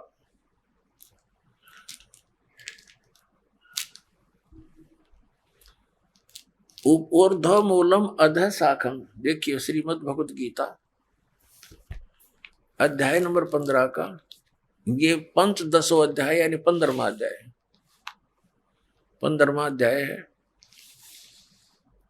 ये इसका प्रथम श्लोक है।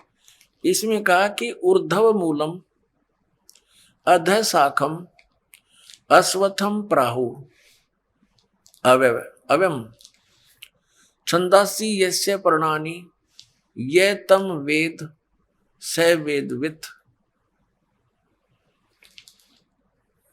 ऊर्ध्व मूलम इसका अर्थ है कि ऊपर को जड़ और नीचे को शाखा। अधः माने नीचे होता है, ये भ्रमित है, इन्होंने गलत कर दिया। अधः माने ब्रह्मा रूप मुख्य शाखा वाले, नहीं। ये दूसरा अध्याय में 15वें अध्याय के दूसरे श्लोक में 2 बार अधः है, अधः अधः। इसका अनुवाद इन्होंने इसके अगले पृष्ठ पे किया है। अधः माने नीचे, अधः माने नीचे, अधः माने नीचे, ऊर्ध्व माने ऊपर, अधः माने नीचे, अधः माने नीचे। तो हम यहाँ इसको शुद्ध कर लेंगे, इन्होंने गड़बड़ कर दी थोड़ी सी, ये बेईमानी करके जान के समझ में ना आई। अब हम फिर 15वें अध्याय के प्रथम मंत्र में फिर आगे हैं। ऊर्ध्व मूलम, ऊपर को जड़, और अधः शाखम, नीचे को शाखा वाला, अश्वत्थम पराहु अव्यम, ये संसार रूपी पीपल का अविनाशी वृक्ष कहा है। छंदासी यस्य प्रणानी, इसके जो पत्ते आदि जो हैं, इसके छंद हैं, विभाग हैं, पार्ट हैं। ये तम वेद, उन सभी भागों को जो जानता है, तम उन उस अज्ञान अंधकार में छपे हुए उन सब विभागों को जानता है। स वेदविद, वह वेद के तात्पर्य को जानने वाला है, अर्थात वो तत्वदर्शी संत है। ये देखिएगा, आदि पुरुष परमेश्वर रूप मूल वाले, ये भाव कहने का ये है कि ऊपर को जो जड़ है ये वाली, ये ऊपर को जो जड़ है ये तो समझो ऊर्ध्व मूलम तो है आदि पुरुष परमेश्वर यानी परम अक्षर ब्रह्म, ये तो है वो सच्चिदानंद घर ब्रह्म समझो, ये जड़ें तो। और ये तना अक्षर पुरुष, ये परम अक्षर पुरुष, ये तना अक्षर पुरुष। ये देखिएगा, ये पूर्ण ब्रह्म कहो, परमेश्वर कहो, परम अक्षर ब्रह्म कहो, या सच्चिदानंद घन ब्रह्म कहो, ये जड़ें हैं। जैसे ये जड़, ओनली जड़। और फिर इसके बाहर जो जमीन से बाहर दिखाई देता है, इसको पेड़ बोलते हैं। गीता ज्ञान दाता ने केवल इतना ही कहा कि ऊर्ध्व मूलम, ऊपर को जड़ और नीचे को शाखा वाला, ये संसार रूपी पीपल का वृक्ष कहा है। और जो संत इसके सभी छंद यानी विभागों को जानता है, स वेदविद, वो तत्वदर्शी संत है। परमेश्वर कबीर जी ने 600 वर्ष पहले आकर कहा था, तत्वदर्शी संत की भूमिका बताई थी अपने सच्चिदानंद घन ब्रह्म की वाणी में, अपने मुख कमल से बोलकर। वो ऐसी ही लीला करता है, वेद भी प्रमाण देते। 600 वर्ष पहले लगभग परमात्मा ने बताया था कि अक्षर पुरुष एक पेड़ है जो जमीन से बाहर दिखाई देता, उसको वृक्ष बोलते। अक्षर पुरुष एक वृक्ष है, और सर पुरुष वा की डार, जिसको निरंजन भी कहा, ज्योति निरंजन। और तीनों देवा, रजगुण ब्रह्मा, सतगुण विष्णु, तम गुण शिव जी, तीनों देवा शाखा हैं और पात रूप संसार। अब गीता ज्ञानदाता कहता है कि जो इस संसार रूपी वृक्ष के, जो ऊपर को जड़ नीचे को शाखा वाला उल्टा लटका संसार रूपी वृक्ष है, जो इसके सभी छंद यानी सभी विभागों को बता देगा, वो तत्वदर्शी संत है, वो वेद के तात्पर्य को जानने वाला है। अब देखिएगा, परमात्मा ने 600 वर्ष पहले बता दिया था कि अक्षर पुरुष एक पेड़ है, ज्योति निरंजन यानी सरपुरुष वा की डार, और तीनों देवा शाखा है, ये पात रूप संसार। अब देखो, परमात्मा ने बताया कबीर अक्षर पुरुष एक पेड़ है, निरंजन वा की डार, इसको सर पुरुष भी कहते हैं, ज्योति निरंजन को। और तीनों देवा, रजगुण ब्रह्मा, सतगुण विष्णु, तम गुण शिव जी रूपी शाखा है, ये पात रूप संसार। ये देखिएगा, ये क्योंकि ये जमीन से, ये प्रोक्ष है, पूर्ण परमात्मा तो गुप्त है। जमीन में जैसे जड़ प्रोक्ष होती है, जमीन में जैसे जड़ प्रोक्ष होती है। अब ये तना, ये अक्षर पुरुष है, अक्षर पुरुष एक पेड़ है, और सर पुरुष वह की डार, ये मोटी डार। सर पुरुष कहो, ज्योति निरंजन कहो, काल ब्रह्म कहो। और तीनों देवा, रजगुण ब्रह्मा, सतगुण विष्णु, तम गुण शिव जी, ये शाखा है। और पात रूप संसार। तो सच्चिदानंद घन ब्रह्म की वाणी में ये कंप्लीट ज्ञान लिखा हुआ है। गीता जी के अध्याय नंबर 4 के श्लोक नंबर 32 का ये निष्कर्ष है कि उस सच्चिदानंद घन ब्रह्म की वाणी में सब साधना यानी धार्मिक अनुष्ठानों की जानकारी बहुत विस्तार के साथ और यथार्थता से दे रखी है। उससे पूछो और तत्वदर्शी संत की पहचान बता दी कि वो तत्वदर्शी संत बताएंगे तो कैसा होगा वो, जो संसार रूपी वृक्ष के सभी विभागों को बता देगा। स वेदवित, वह वेद के तात्पर्य को जानने वाला है, अर्थात वो तत्वदर्शी संत है। देखना अब हम पढ़ रहे हैं, इन्हीं की वाणी पढ़ेंगे। आदि पुरुष परमेश्वर मूल वाले अधः शाखम, नीचे को शाखा, ये गलत अनुवाद किया है, बेईमानी कर रखी है। और संसार रूपी पीपल के वृक्ष को अविनाशी कहते हैं, वेद जिसके पत्ते कहे गए, संतों का अर्थ वेद कर दिया। और उस संसार रूप वृक्ष को जो पुरुष मूल सहित जड़ से लेकर और पत्तों तक, ये समझो, मूल सहित तत्व से जानता है, स वेदवित, स वेदवित, वह वेद के तात्पर्य को जानने वाला है। वो तत्वदर्शी संत है, वो वास्तव में ज्ञानी तत्वदर्शी संत।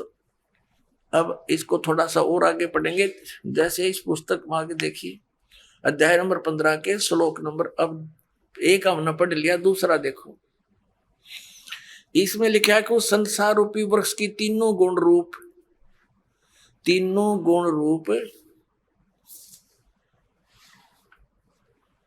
ये शाखाएं हैं।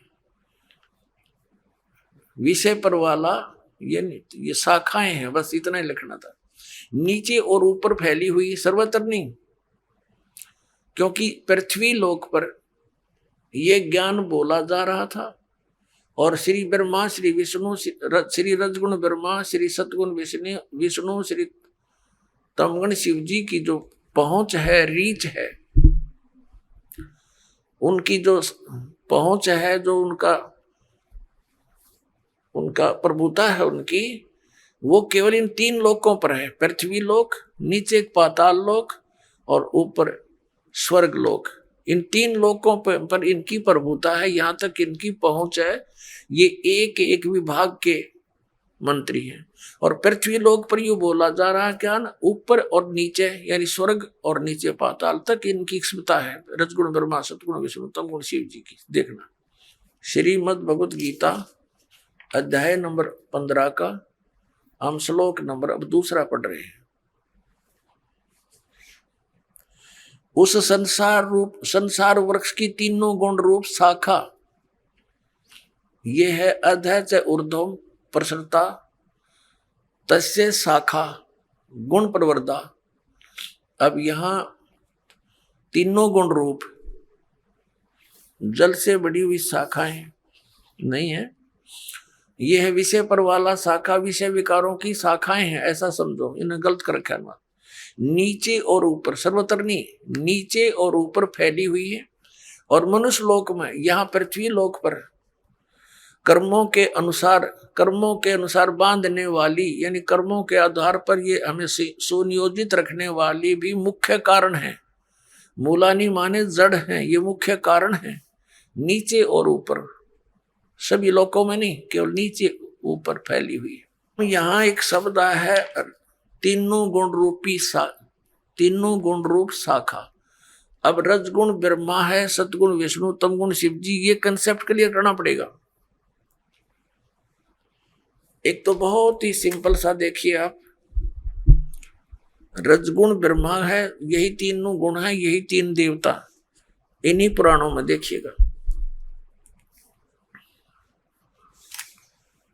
ये गीता प्रेस गोरखपुर से प्रकाशित है, मार्कंडे पुराण।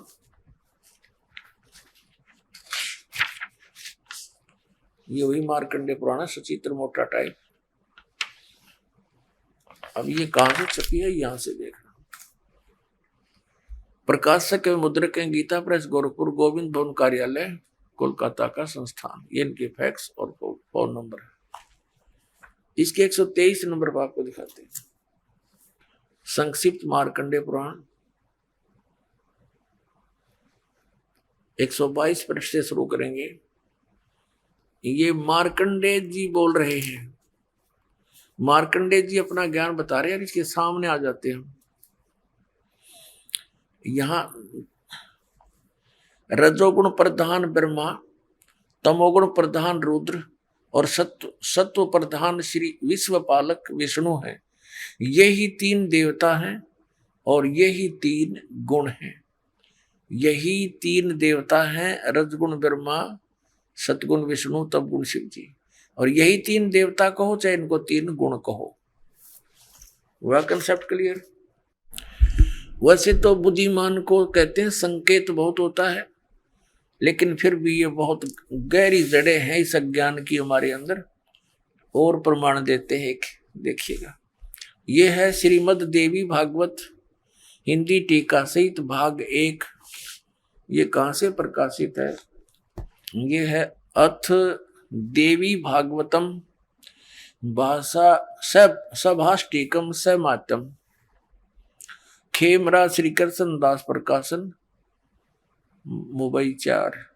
अब यहां देखना, इसमें संस्कृत भी साथ है, बहुत कमाल है।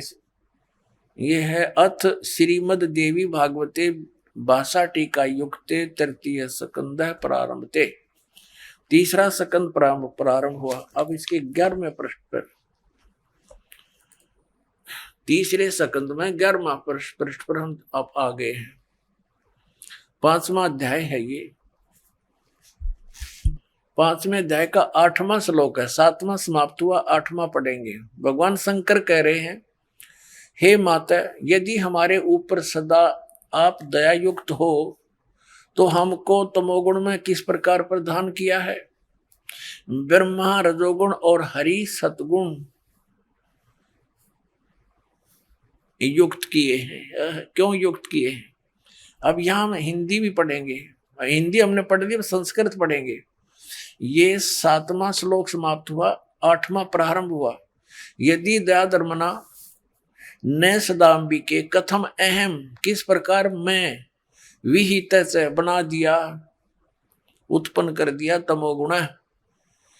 और कमल जय, कमल से उत्पन्न होने वाले ब्रह्मा को रजोगुण संभव है, उसको रजोगुण बना दिया। सुविता किमु सतोगुण हरि, और विष्णु जी को आपने सतोगुण क्यों बना दिया, युक्त क्यों कर दिया? इति सिद्धम रजगुण ब्रह्मा सतगुण विष्णु तमगुण शिव जी। अब हम आते हैं उस पवित्र सदग्रंथ अपनी श्रीमद् भगवद गीता के, और श्लोक नंबर 2 पर देख, 15वें अध्याय का 2, अध्याय नंबर 15 का मंत्र नंबर 1 तो हमने पढ़ लिया कि ऊपर को जड़ नीचे को शाखा वाला ये संसार रूपी पीपल का विनाशी वृक्ष कहा गया है। और छंदासी यस्य प्रणानी, उसके सभी भाग पत्ते आदि भाग हैं। यह तम वेद, जो उसको जानता है, स वेदविद, ये हमने सारा पढ़ लिया। आदि पुरुष परमेश्वर तो समझो उसकी जड़ है परम अक्षर ब्रह्म, और अधः माने नीचे है, ये गलत अनुवाद है इनका। अब ये संसार रूपी पीपल के वृक्ष को विनाशी कहते हैं, वेद जिसके पत्ते कहे हैं। और जो इसको जानता है जड़ से लेकर नीचे तक, सवेदविद, वो तत्वदर्शी संत है, वेद के तात्पर्य जानने वाला। अब दूसरे में कहा कि उस संसार वृक्ष की तीनों गुण रूप, रजगुण ब्रह्मा सतगुण विष्णु तमगुण शिव जी, ये विषय वासना रूपी शाखाएं समझो, और ये नीचे और ऊपर फैली हुई है, सर्वत्र नहीं। ये मनुष्य लोक में कर्मानुसार भी यही हमें सुनियोजित रखते हैं, जैसा जिसका कर्म है वैसा ही देते रहते हैं। ये यहाँ पर हमें बांधे रखते हैं, बांधने वाले हैं, और नीचे और ऊपर फैली हुई सभी लोगों में नहीं। अब तीसरे में कहा है, इस संसार का स्वरूप जैसा कहा है वैसा यहाँ विचार काल में नहीं पाया जाता। गीता ज्ञानदाता कहता है कि जो मैं तुझे अब गीता का ज्ञान तेरे मेरे विचार काल में, डिस्कशन में, गीता जी के ज्ञान की चर्चा में, इस संसार रूपी वृक्ष का जैसा स्वरूप कहा है वैसा यहाँ विचार काल में, यानी तेरे और मेरे गीता जी के डिस्कशन में मैं नहीं बता पाऊंगा, क्योंकि इसका यहाँ विचार काल में नहीं पाया जाता, क्योंकि न इसका आदि है और न इसका अंत है, कि मुझे इसका कोई ज्ञान नहीं है, तथा न इसकी अच्छी प्रकार सतिथि है। इसलिए इस सुविरड मूलम, इन्होंने अनुवाद गलत किया है, अति दृढ़ मूल वाले, ये ठीक है, इतना ही काफी है। अति दृढ़ मूल वाले यानी ऊपर को जो जड़ है वो तो है अमर स्थल, अमर स्थान परमात्मा का। जैसे ऊपर को जो जड़ समझो, जहां से सब संसार की उत्पत्ति हुई है, जड़ों से पेड़ उगता है, बनता है पौधा बनकर, तो वो आदि ऊपर के जो लोक हैं, सतलोक, अलखलोक, अगम और अकैलोक, वो तो सुविरूढ़ है यानी दृढ़ है, वो तो अविनाशी स्थान है, और वहां से ही बाकी के संसार रूपी वृक्ष की प्रवृत्ति पर विस्तार को प्राप्त हुई है, यानी उस वहां से ही सबकी रचना हुई है, तो वो तो अविनाशी है। सुविरूढ़ मूलम, संसार रूपी वृक्ष की जो जड़ है वो तो समझो दृढ़ है, अविनाशी है। ये देखिए, ये ऊपर को जड़ और नीचे को तीनों गुण रूपी शाखा, ये संसार रूपी वृक्ष है। तो ऊर्ध्व मूलम, ऊपर की जो जड़ है वो तो अविनाशी है। अब 15वें अध्याय के हम अब तीसरा श्लोक पढ़ रहे हैं। सुविरूढ़ मूलम यानी अति दृढ़ मूल वाले ऊपर के स्थान तो कति अविनाशी हैं। उस संसार रूपी पीपल के वृक्ष को दृढ़ेन माने दृढ़, असंग शस्त्रेण का अर्थ है या तत्व रूपी तत्व ज्ञान रूपी शस्त्र के द्वारा काट कर, इन्होंने वैराग रूप शस्त्र बना दिया इसका, उस क्योंकि तत्व ज्ञान की बात चल रही है, तत्व ज्ञान रूपी शस्त्र द्वारा काट कर, अर्थात उसको अच्छी तरह उस तत्वदर्शी संत से तत्व ज्ञान प्राप्त करके और इसको अच्छी तरह समझकर उसके पश्चात परमेश्वर के उस परम पद की खोज करनी चाहिए। देखना 15वें अध्याय के 4थे श्लोक में, तीसरा हमने पढ़ लिया, अब 4थे पर आ गए। यहां इसका अनुवाद है 4थे। उसके पश्चात यानी तत्वदर्शी संत से प्राप्त ज्ञान के आधार से, उस तत्व ज्ञान के आधार से उसके पश्चात उस परम पद परमेश्वर को भली भांति खोजना चाहिए, जिसमें गए हुए साधक यानी फिर लौटकर संसार में नहीं आते, और जिस परमेश्वर से इस पुरातन यानी पुराने संसार रूपी वृक्ष की प्रवृत्ति विस्तार को प्राप्त हुई है, यानी जिस परमात्मा ने सब ब्रह्मांडों की रचना की है, उसी आदि पुरुष नारायण के परम अक्षर ब्रह्म के सचिदानंद घन ब्रह्म की मैं शरण हूं, इस प्रकार दृढ़ निश्चय करके परमेश्वर का मनन और निधि ध्यान करना चाहिए। परपदे माने उसकी पूजा करनी चाहिए। अब श्रीमद् भगवत गीता जी अध्याय नंबर 15 के श्लोक नंबर 1 से 4 में ये स्पष्ट हो गया। एक तो तत्वदर्शी संत कौन होगा जो ये विभाग बता देगा संसार रूपी वृक्ष की कौन कौन से पार्ट हैं, और फिर बताया उसके पश्चात परमेश्वर के उस परम पद की खोज करनी चाहिए, जहां जाने के बाद साधक फिर लौटकर कभी संसार में नहीं आते। उनका जन्म और मृत्यु का दीर्घ रोग नाश हो जाता है। जिससे स्पष्ट होता है कि सद्गुरु अर्थात तत्वदर्शी संत वह है जो संसार रूपी उलटे लटके हुए वृक्ष के सभी विभागों को वेदों अनुसार बताता है कि मूल रूपी परमात्मा कौन है और उससे निकलने वाले तना, डार, शाखा, पत्ते आदि कौन है। साथ ही गुरु के लक्षण बताते हुए कबीर परमेश्वर ने कबीर सागर के बोध सागर खंड अध्याय जीव धर्म बोध के पृष्ठ 1960 में कहा है कि गुरु के लक्षण 4 बखाना। प्रथम वेद शास्त्र का ज्ञाता, दूजे हरि भक्ति मन कर्म बाणी, तीसरे समदृष्टि कर जानी, चौथे वेद विधि सब कर्मा, यह 4 गुरु गुण जानो मर्मा। अर्थात पूर्ण गुरु वह है जो वेदों तथा अन्य सभी ग्रंथों का पूर्ण ज्ञाता हो। वह वेदों के अनुसार परमात्मा की भक्ति मन कर्म वचन से स्वयं करता है और करवाता है तथा उसकी करनी और कथनी में कोई अंतर नहीं होता। वह सर्व अनुयायियों को समान दृष्टि से देखता है, ऊंच नीच का भेद नहीं करता। वहीं यजुर्वेद अध्याय 19 मंत्र 25 में लिखा है कि जो संत वेदों के अर्ध वाक्यों अर्थात सांकेतिक शब्दों को पूर्ण करके श्लोक के चौथे भागों को अर्थात आंशिक वाक्यों को स्तोत्रों के रूप में प्राप्त करता है, अर्थात आंशिक विवरण को पूर्ण रूप से समझता और समझाता है, जैसे शस्त्रों को चलाना जानने वाला उन्हें पूर्ण रूप से प्रयोग करता है। ऐसे पूर्ण संत ओंकारों अर्थात ओम तत्सत मंत्रों को पूर्ण रूप से समझ व समझाकर दूध पानी छानता है, अर्थात पानी रहित दूध जैसा तत्व ज्ञान प्रदान करता है, जिससे अमर पुरुष अर्थात अविनाशी परमात्मा को प्राप्त करता है। वह पूर्ण संत वेद को जानने वाला कहा जाता है। तथा यजुर्वेद अध्याय 19 मंत्र 26 में लिखा है कि वह पूर्ण संत 3 समय की प्रार्थना की साधना बताता है। सूर्य के उदय अस्त से बने एक दिन के आधार पर प्रथम श्रेष्ठता से सर्व देवों के मालिक पूर्ण परमात्मा की पूजा तो प्रातः काल करने को कहता है, जो पूर्ण परमात्मा के लिए होती है। दूसरी दिन के मध्य में करने को कहता है, जो सर्व देवताओं के सत्कार से संबंधित अमृतवाणी द्वारा साधना करने को कहता है। तीसरी पूजा शाम को प्राप्त करता है, अर्थात जो तीनों समय की साधना भिन्न भिन्न करने को कहता है, वह जगत का उपकारक संत यानी तत्वदर्शी संत है। दर्शकों, वर्तमान में वह तत्वदर्शी संत कोई और नहीं बल्कि संत रामपाल जी महाराज जी हैं, जिन पर यजुर्वेद और गीता में बताए गए लक्षण खरे उतरते हैं। इसके अलावा पूर्ण गुरु की एक अन्य लक्षण बताते हुए संत गरीबदास जी ने कहा है, गरीब सतगुरु के लक्षण कहूँ मुद्रे बन विनोद, 4 वेद सच शास्त्र कहे 18 बोध। अर्थात जो सच्चा गुरु अर्थात सद्गुरु होगा, वह ऐसा ज्ञान बताता है कि उसके वचन आत्मा को आनंदित कर देते हैं, बहुत मधुर लगते हैं, क्योंकि वे सत्य पर आधारित होते हैं। कारण है कि सद्गुरु चारों वेदों तथा सर्व शास्त्रों का ज्ञान विस्तार से कहता है। जैसे 4 वेद एक बोध हैं, 18 पुराण भी एक बोध हैं। इस प्रकार कुल 18 बोध हैं। उनको जानने वाला शास्त्रों के आधार से भक्ति विधि तथा ज्ञान बताता है, वह सतगुरु होता है। और गीता अध्याय 15 श्लोक 1 में वर्णित उलटे लटके हुए वृक्ष का भेद वर्तमान समय में सतगुरु संत रामपाल जी महाराज द्वारा दिया जा रहा है, जिन्होंने अपने सत्संगों में बताया है।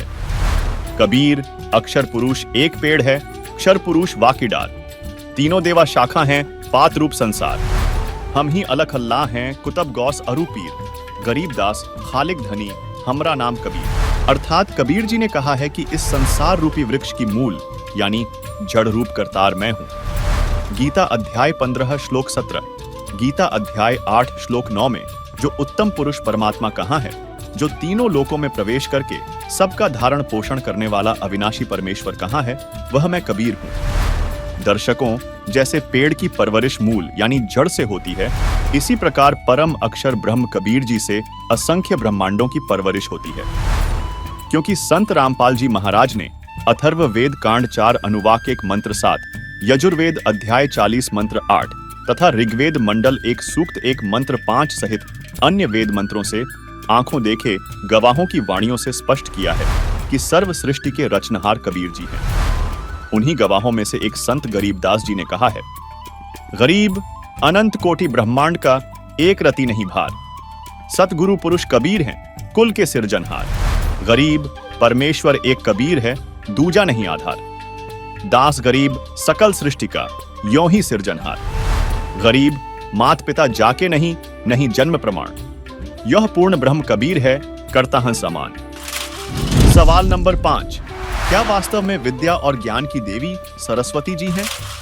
समाज में एक प्रचलित मान्यता है कि देवी सरस्वती ज्ञान और विद्या की प्रदाता है। अगर यह सच है तो दुनिया भर में देवी सरस्वती के लाखों भक्तों को शैक्षिक जीवन और ज्ञान में कमी क्यों होती है? वे सरस्वती वंदना करते हैं, बसंत पंचमी मनाते हैं, सरस्वती पूजा करते हैं, लेकिन फिर भी देवी सरस्वती से उन्हें लाभ नहीं होते। वास्तव में विद्या और ज्ञान के साथ साथ सर्व सुख के प्रदाता सिर्फ पूर्ण परमेश्वर हैं। उनकी भक्ति करने से ही सब प्रकार के सुख प्राप्त होते हैं। क्योंकि श्रीमद् भागवत गीता अध्याय 16 श्लोक 23 व 24 के अनुसार यदि भक्ति साधना पूजा शास्त्र विरुद्ध अर्थात सूक्ष्म वेद, चारों वेद ऋग्वेद, यजुर्वेद, सामवेद, अथर्ववेद, श्रीमद् भागवत गीता के विरुद्ध होती है, तो साधक को न सुख प्राप्त होता है, न सिद्धि प्राप्त होती है, न परम गति अर्थात मोक्ष प्राप्त होता है, अर्थात साधना व्यर्थ है। यदि हम श्रीमद् भागवत गीता चारों वेदों सूक्ष्म वेद में देखते हैं तो माता सरस्वती की पूजा का कोई प्रमाण नहीं मिलता, जिससे सरस्वती जी की पूजा शास्त्र विरुद्ध है। यही कारण है कि माता सरस्वती की पूजा वंदना करने वालों को न ज्ञान प्राप्त होता और न ही अन्य लाभ होते हैं। क्योंकि खेमराज श्री कृष्णदास प्रकाशन बंबई से प्रकाशित श्रीमद् देवी भागवत के तृतीय स्कंध अध्याय 4 श्लोक 42 में विष्णु जी कहते हैं कि हे मात ब्रह्मा, मैं विष्णु, यह तुम्हारे ही प्रभाव से जन्मवान है, नित्य नहीं है। फिर इंद्रादि दूसरे देवता नित्य किस प्रकार हो सकते हैं? यही विवरण गीता प्रेस गोरखपुर से प्रकाशित श्रीमद् देवी भागवत महापुराण स्कंध 4 अध्याय 13 तथा श्रीमद् देवी भागवत महापुराण स्कंध 5 अध्याय 27 में भी मिलता है। तथा गीता प्रेस गोरखपुर से प्रकाशित संक्षिप्त श्रीमद् देवी भागवत के तीसरे स्कंध पृष्ठ 138 पर श्री विष्णु जी देवी दुर्गा की स्तुति करते हुए कहते हैं, तुम शुद्ध स्वरूपा हो, यह सारा संसार तुम्ही से उद्भासित हो रहा है। मैं विष्णु, ब्रह्मा और शंकर हम सभी तुम्हारी कृपा से ही विद्यमान हैं। हमारा आविर्भाव अर्थात जन्म और तिरोभाव अर्थात मृत्यु हुआ करता है, अर्थात हम तीनों देव नाशवान हैं, केवल तुम ही नित्य हो, जगत जननी हो, प्रकृति देवी हो। इसी लेख में आगे भगवान शंकर बोले, देवी, यदि महाभाग विष्णु तुम्ही से प्रकट हुए हैं तो उनके बाद उत्पन्न होने वाले ब्रह्मा भी तुम्हारे ही बालक हुए। फिर मैं तमोगुणी लीला करने वाला शंकर क्या तुम्हारी संतान नहीं हुआ? अर्थात मुझे भी उत्पन्न करने वाली तुम ही हो। शिवे, संपूर्ण संसार की सृष्टि करने में तुम बड़ी चतुर हो। इस संसार की सृष्टि, स्थिति और संहार में तुम्हारे गुण सदा समर्थ हैं। उन्हीं तीनों गुणों से उत्पन्न हम ब्रह्मा, विष्णु एवं शंकर नियमानुसार कार्य में तत्पर रहते हैं। दर्शकों, विचारणीय विषय है कि जब सरस्वती जी के पिता श्री ब्रह्मा जी ही अमर नहीं हैं और वे केवल नियमित कार्य ही कर सकते हैं, यानी प्रारब्ध कर्मों में परिवर्तन नहीं कर सकते, तो उनकी पुत्री सरस्वती अमर कैसे हो सकती है? तथा देवी सरस्वती अपने भक्तों के प्रारब्ध में परिवर्तन कैसे कर सकती है? तथा आपने ब्रह्म पुराण में देखा, उसे एक बार फिर देखिए। ये है ब्रह्म पुराण। ब्रह्म पुराण केवल हिंदी गीता प्रेस गोरखपुर से प्रकाशित है। ये गीता प्रेस गोरखपुर से प्रकाशित है। ये वही गोविंद भवन कार्यालय कोलकाता का संस्थान। अब इसके 172 पृष्ठ पे संक्षिप्त ब्रह्म पुराण ब्रह्मा जी कहते हैं, आगे देखो, उससे आगे पुरूरवस नामक तीर्थ है। उसके दर्शन की बात तो यह है कि स्मरण मात्र से पापों का नाश हो जाता है। और थारा गधे हो गया, लेकिन उसका उस तीर्थ को याद कर लें जब भी पाप नाश हो जाते हैं। एक समय राजा पुरूरवा ब्रह्मा जी की सभा में गए। वहाँ देव नदी सरस्वती ब्रह्मा जी के पास बैठी हंस रही थी। वह रूपवती देवी को देखकर राजा ने उर्वशी से पूछा, ब्रह्मा जी के पास यह रूपवती साध्वी स्त्री कौन है? यह तो सबसे सुंदर युवती है और अपने सौंदर्य के प्रकाश से इस सभा को उद्दीत कर रही है। उर्वशी ने कहा, ये कल्याणमयी ब्रह्मा कुमारी देव नदी सरस्वती है। ये प्रतिदिन आती जाती रहती है। यह सुनकर राजा को बड़ा विस्मय हुआ। उन्होंने उर्वशी से कहा, इसको मेरे पास बुलाओ। उर्वशी ने जाकर राजा का संदेश सुनाया। सरस्वती ने स्वीकार कर लिया तथा अपनी प्रतिज्ञा के अनुसार वह पुरूरवा के पास आई। राजा ने सरस्वती नदी के तट पर उसके साथ अनेक वर्षों तक विहार किया, मौज मस्ती की। यह देख मैंने, ब्रह्मा जी कह रहे हैं, तब सरस्वती को साप दे दिया। मेरे साप के कारण वह मृत्यु लोक में ही लुप्त हो गई और कहीं दिखाई नहीं दी। दर्शकों, अब स्वयं विचार करिए, जो कर्म ब्रह्म पुराण में देवी सरस्वती और पुरूरवा के लिखे हैं, क्या ये ज्ञान अर्थात विद्या की देवी के हो सकते हैं? नहीं ना। इससे सिद्ध होता है कि देवी सरस्वती विद्या की देवी नहीं है। दर्शकों, अब सवाल यह खड़ा होता है कि जब देवी सरस्वती ज्ञान की देवी नहीं है, तो फिर ज्ञान प्रदान करने वाला पूजनीय भगवान कौन है? वास्तव में पूर्ण परमात्मा ही ज्ञान प्रदान करने वाला यानी विद्या का प्रदाता है। लेकिन वह परमात्मा कौन है, यह आपके दिमाग में सवाल उठ रहा होगा। तो इसका जवाब भी हमारे पवित्र सदग्रंथों में ही है। श्रीमद् भागवत गीता अध्याय 15 श्लोक 4, अध्याय 18 श्लोक 64, अध्याय 15 श्लोक 17 में गीता ज्ञानदाता ने कहा है, उत्तम पुरुष तो गीता अध्याय 15 श्लोक 16 में बताए गए उपरोक्त दोनों प्रभुओं क्षर पुरुष तथा अक्षर पुरुष से अन्य ही है, जो तीनों लोकों में प्रवेश करके सबका धारण पोषण करता है एवं अविनाशी परमेश्वर परमात्मा इस प्रकार कहा गया। उसी की मैं शरण में हूं और वही मेरा पूज्य देव है, जिसे गीता अध्याय 8 श्लोक 3 में परम अक्षर ब्रह्म कहा गया है, जिसे वेदों में कबीरदेव कहा गया है तथा आदरणीय संत गरीबदास जी ने उन्हें अपनी स्थानीय भाषा में कबीर कहा है। दर्शकों, पवित्र यजुर्वेद अध्याय 29 मंत्र 25 में कहा गया है कि आज अर्थात वर्तमान में शरीर रूप महल में दुराचार पूर्वक झूठी पूजा में लीन मननशील व्यक्तियों को लगाई हुई आग अर्थात शास्त्र विधि रहित वर्तमान पूजा जो हानिकारक होती है, अग्नि जलाकर भस्म कर देती है। ऐसे साधक का जीवन शास्त्र विरुद्ध साधना नष्ट कर देती है। उसके स्थान पर देवताओं के देवता पूर्ण परमात्मा सतपुरुष की वास्तविक पूजा है। दयालु जीव का वास्तविक साथी पूर्ण परमात्मा के स्वस्थ ज्ञान अर्थात यथार्थ भक्ति को संदेशवाहक रूप में लेकर आने वाला तथा बोध कराने वाला आप कबीरदेव अर्थात कबीर परमेश्वर है।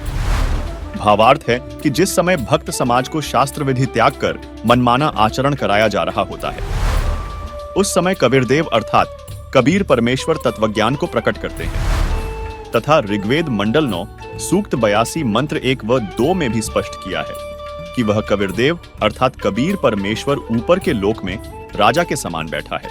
वहां से बिजली की गति से चलकर आता है और दृढ़ भक्तों को तत्वज्ञान का उपदेश करता है। वहीं संत गरीबदास जी ने अपनी वाणी में कहा है, अनंत कोटि ब्रह्मांड का एक रति नहीं भार, सतगुरु पुरुष कबीर हैं कुल के सृजनहार। हरदम खोज हनोज हाजिर, त्रिवेणी के तीर हैं, दास गरीब तबीब सतगुरु, बंदी छोड़ कबीर हैं।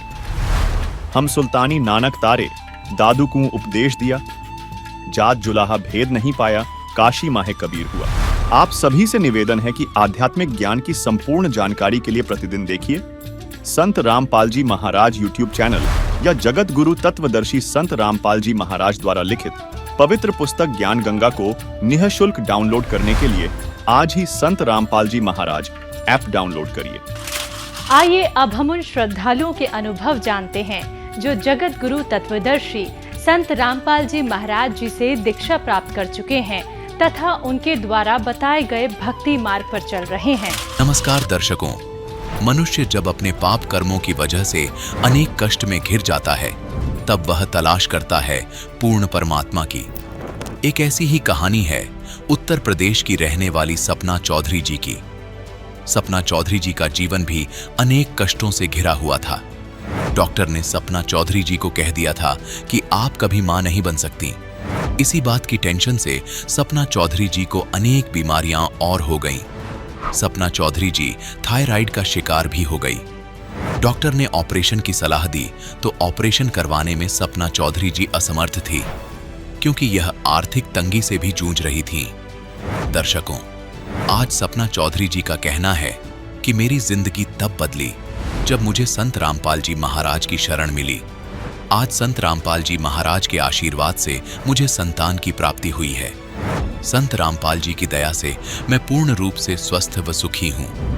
दर्शकों, क्या ऐसा हो सकता है कि केवल संत रामपाल जी महाराज के आशीर्वाद मात्र से इनको संतान प्राप्ति हो गई? आखिर इस घटना की क्या सच्चाई है? सुनते हैं सपना चौधरी जी की कहानी, उन्हीं की जुबानी। जी नमस्कार। नमस्कार सर। क्या नाम है आपका? सपना चौधरी। सपना जी, कहाँ से हैं आप? संबल यूपी से आई सर मैं। संत रामपाल जी महाराज से नाम दीक्षा लेने से पहले आप क्या भक्ति साधना करते थे? मैं शंकर भगवान की पूजा करती थी, बहुत ज़्यादा मंदिरों में जाती थी और हमारे गांव में एक शंकर जी का मंदिर था, मैं वहाँ बहुत जाती थी और मेरा मन मतलब मैं बहुत ज़्यादा सबसे बड़ा भगवान मैं शंकर भगवान को ही मानती थी, उन्हें ही अपना इष्ट देव मानती थी। और मैं कम से कम मैंने 10-15 साल शंकर भगवान की पूजा की और मेरी शादी हुई तो वहाँ भी सभी लोग शंकर भगवान के पुजारी थे। सब लोग, हमारे जो हस्बैंड है वो भी शंकर भगवान की पूजा करते थे, जो हमारे हस्बैंड के पिताजी वो भी शंकर भगवान की पूजा करते थे, सभी शंकर भगवान को मानते थे। एक बात बताइए सपना जी, जब आप शंकर भगवान की पूजा कर ही रहे थे तो फिर आपको संत रामपाल जी महाराज जी से नाम दीक्षा लेने की क्या जरूरत थी? जी एक दिन ऐसा हुआ, मेरे जो बड़ी वाली सिस्टर है वो जो है मैं आई हुई थी, मैं भी अपने घर गई थी, तो वो कह रही थी कि बोले तूने सारी ज़िंदगी शंकर भगवान पे वो कर दी, ने पूजा करी, उनकी शंकर जी की पूजा करी, लेकिन तू दिमाग से भी टेंशन में रहती है और सारे कष्ट तुझे रहता है। ऐसा कर, संत रामपाल जी महाराज हैं, वो पूर्ण गुरु हैं और धरती पर आए हुए हैं हरियाणा में, ऐसा कर तू नाम दीक्षा ले ले। तो मैंने कहा मैं गुरु को नहीं मानती, मैं बहुत विरोध करने लगी। उससे मैंने आज तक कभी किसी को गुरु माना ही नहीं है, और मेरे तो भगवान शंकर भगवान ही है, मैं सिर्फ शंकर भगवान को ही मानती हूँ। बोले मैंने, वो भी मुझसे लड़ती है, मैंने भी विरोध किया, मैंने कहा नहीं मैं नहीं मानूंगी गुरु को, और देखो वहाँ ऐसे होता है वैसा होता है, गुरु के इतने सारे गुरु हैं, और मैं तुम कह रही हो कि पूर्ण परमात्मा संत रामपाल जी महाराज हैं, तो ये पूर्ण परमात्मा कैसे हो, गुरु तो बहुत सारे हैं इस धरती पर। बोली ऐसा कर, मैं तुझसे बहस नहीं कर सकती, ऐसा कर तुम ये सत्संग सुनना शाम को। बोले ठीक है। मैं अपने घर गई तो मैंने कहा चलो देखते हैं, ये बार बार कहे जा रही थी, बोले पूर्ण परमात्मा है संत रामपाल जी महाराज, पूर्ण परमात्मा है, मैं देखती हूँ सत्संग में, सुनती हूँ क्या कैसा सत्संग है संत रामपाल जी महाराज का। तो मैंने जो है सत्संग चलाया, मैंने भगत जी, तो मैंने 15 दिन सत्संग सुना संत रामपाल जी महाराज का। तो मैं सोचती थी वहाँ संत रामपाल जी महाराज ने शिव पुराण दिखाया, शिव पुराण में दिखा रहे थे, बोले शंकर भगवान तमोगुणी हैं। मेरे दिमाग में वो बात टच कर गई एकदम। बोले, मैंने कहा सही बात है, शंकर भगवान तमोगुणी है, और इनके जो भक्त हैं वो जो शंकर भगवान की पूजा करते हैं क्रोध बहुत आता है, मगर तभी हमारे घर में तो लड़ाई झगड़ा होता है, हमारे घर में बहुत लड़ाई होती थी। मैं भी शंकर भगवान की पुजारी थी, हस्बैंड भी हमारे शंकर भगवान के पुजारी थे, और जो भगत जी थे उनके पिताजी भी शंकर भगवान के पुजारी थे। हम तीनों बहुत झगड़ा होता रहता, घर में बहुत कलेश रहता था। तो मेरे दिमाग में वो जो है सत्संग थोड़ा सा भरता चला गया। मैंने कहा ज्ञान तो अच्छा है, मैं सुनती गई। 15 दिन हो गए मुझे सत्संग सुनते सुनते। एक दिन क्या हुआ, मैं जो है लेटी हुई थी, रात के 11 बज रहे थे। जब रात के 11 बज रहे थे तो जो है मुझे काल का यम के एक लंबा सा आदमी आया, काला, बहुत तगड़ा आदमी था, बहुत बड़ा। वो बोला कि आज मैं तुझे लेकर जाऊंगा और चल यहाँ से। मैंने कहा बोला मैं तो नहीं जाऊँगी, मैं तो शंकर भगवान की पूजा करती थी, भगवान की पूजा करती, मेरे भगवान मेरी रक्षा करेंगे, मैं नहीं जाऊँगी यहाँ से बिल्कुल भी। बोले नहीं मैं तुझे लेके जाऊँगा। उसने क्या काम करा, ज़बरदस्ती मेरा जो है एकदम से शरीर अंदर आत्मा जो है खींचनी शुरू करी। हाथ मेरे छोटे हो गए, मेरे हाथ छोटे हो गए, मेरे पैर छोटे हो गए, मेरा मुँह छोटा हो गया, एक गुड्डा सा शरीर जो है मेरा बन गया छोटा सा। वो उसने एक झटके से मेरे बाहर खींच लिया। जैसे उसने मेरा शरीर बाहर खींचा, मैं इतनी रोई हो। मैंने तो इतनी पूजा की शंकर भगवान की, और भगवान ने मुझे बचाया भी नहीं, और मैं मर गई। तो मैं रोते रोते कह रही थी अपनी मम्मी से, पापा से, बहन भाइयों से, सबको पुकार रही थी, बोले मुझे बचा लो, मेरे भगवान ने भी मुझे नहीं बचाया। आज जो है मैं रोने लगी बहुत बुरी तरीके से। तो वो बड़ी बड़ी दाढ़ी थी उसकी, काला सा आदमी था, बोला कि चल हम 10 मिनट का तुझे समय देंगे, और जो है जिसे पुकारना है पुकार ले। मैं जो रोने लगी, मैंने मम्मी पापा सबको पुकारा, किसी ने मेरे पर ध्यान नहीं दिया। मैं उन्हें गालियाँ भी दे रही थी। मैंने कहा मैं इतने दिन यहाँ रही, किसी ने मुझे रोका नहीं। वो मुझे लेके चल पड़ा एकदम से, बोले नहीं अब नहीं, हमने 10 सेकंड का समय दिया तुझे, और कोई तुझे बचा नहीं पाया, अब चल हम तुझे लेके चलते। वो मुझे लेके चल पड़ा। बहुत बड़ी बड़ी गुफाएं थी, गुफाओं में मिसाल लगी हुई थी, और मैं चले जा रही थी और रोए जा रही थी। फिर एक बहुत दूर जाके एक बहुत ऊंचा सा सिंहासन था, उस सिंहासन पे एक बहुत तगड़ा आदमी बैठा था। वो वहीं उसके दरबारियों ने मुझे रोक लिया बाहर से ही, बोला कि देखो ये एक आत्मा आई है, आज देखते हैं इसके साथ क्या होगा, क्या घटना घटेगी। मैं वहीं डर के मारे खड़ी हो गई एकदम से। तो बोला कि इसकी मुझे बाद में पता चला कि वो धर्मराज था, वो काला सा आदमी अब आदेश दे रहा था। कुछ बराबर में खड़े थे आदमियों को, बोले इसकी फाइल खोलो। उन्होंने बहुत बड़ी फाइल सी थी, जैसे एल्बम होती है ऐसी फाइल थी, वो खोली। उसने मैंने जन्म लिया था, जन्म से लेके और जब तक मैं मरी थी सारे कर्म के लेखा जोखा मुझे पढ़ के सुना दिया। 1-2 बातें ऐसी भी थी जो बोला कि मैंने मना कर दिया, बोले नहीं मैंने ऐसा नहीं किया है। तो उसने तुरंत एकदम टीवी सा ऑन किया और मुझे दिखा दिया। मैं करते उसमें दिख गई, मैंने सिर नीचे झुका लिया। बोले ठीक है, इसको लेकर तपस्या पर उधर लेकर चलो। एक आग सी जल रही थी, गोल गोल तवा सा था, उस पर मुझे फेंक दिए, चारों तरफ से भाले लगा दिए। मेरे शरीर में इतनी जलन लग रही थी, मैं इतनी बुरी तरीके से चीख कर रो रही थी, भगवान मुझे बचा ले, मैंने कितनी बड़ी गलती की, मैंने क्या कर दिया ऐसा, कितना कष्ट मुझे हो रहा है, कितनी परेशानी मुझे हो रही है जी। मैं 10 मिनट में पूरा शरीर मेरे में आग ही निकलती रही, जलने पूरा शरीर मेरा जलने लगा, बहुत मैं रोती रही। उसके बाद में अचानक से मेरे शरीर में एकदम ठंडक सी महसूस होती है। जब मैं ठंडक सी महसूस होती है ना, तो पीछे से आवाज़ आई मेरे, बोले चल फूलों की बगिया में चल। इतने फूल, बहुत ज़्यादा फूल थे उस बगिया में। पीछे से आवाज़ आई मेरे, बोले चलो फूलों की बगिया में चलो। मैं फूलों की बगिया में गई। जैसे मैंने फूलों की बगिया में प्रवेश किया, मेरी आंखों के सामने इतनी तेज़ रोशनी से करोड़ों सूर्य चंद्रमा लगा दो, मेरी आंखें खुल नहीं रही थी, इतनी तेज़ प्रकाश था मेरी आंखों के सामने से। मेरी हिम्मत नहीं हो रही थी कि मैं आंखें उठा के देखूं, पर मैंने सोचा, मैंने कहा क्या चीज़ है ऐसी जिसने मुझे पीछे से आवाज़ लगाई, और मेरे शरीर में पूरे में ठंडक महसूस हो गई, जैसे मैं आग लग रही थी ना, पूरा शरीर मेरा ठंडा हो गया। मेरे कौन ऐसी चीज़ है, ये क्या चीज़ है? मैं आंखें खोल के देखती हूँ। जैसे ही मैंने आंखें खोली तो संत रामपाल जी महाराज का चेहरा मुझे दिखाई दिया।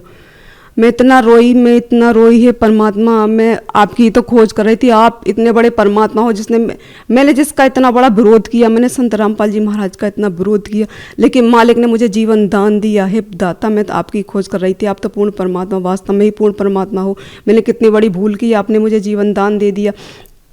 तो संत रामपाल जी महाराज ने मुझे बोला, जा बेटा अब ऐसा करना, तू भक्ति करना, अब तू दृढ़ विश्वास के साथ भक्ति करना, और ये दुनिया की बकवास मत करना बिल्कुल भी। और मैंने तुझे जीवन दान दिया, सिर्फ भक्ति के लिए दिया है। तूने भीख मांगी थी ना कि एक बार जीवन दान दे दो मुझे, एक बार जीवन दान दे दो, मैं भक्ति करूँगी। तो मैं आज तुझे जीवन दान दिया है और जाके भक्ति करना। संत रामपाल जी महाराज ने मेरे शरीर को इतने आहिस्ते से छोड़ा, मेरे एकदम से शरीर में इतनी करंट सा लगा, मैं एकदम से घबरा गई। रात के 11 बजे से लेकर 1 बजे मुझे होश आया। जैसे मेरे संत रामपाल जी महाराज ने प्राणों को मेरे शरीर में प्रवेश किया, मैं उठकर बैठ गई एकदम से, और मैं घबराई पूरी, इतनी तेज़ मुझे बुखार था, बहुत तेज़ बुखार था। फिर मैंने अपने हस्बैंड को जगाया, मैंने कहा उठो जल्दी से।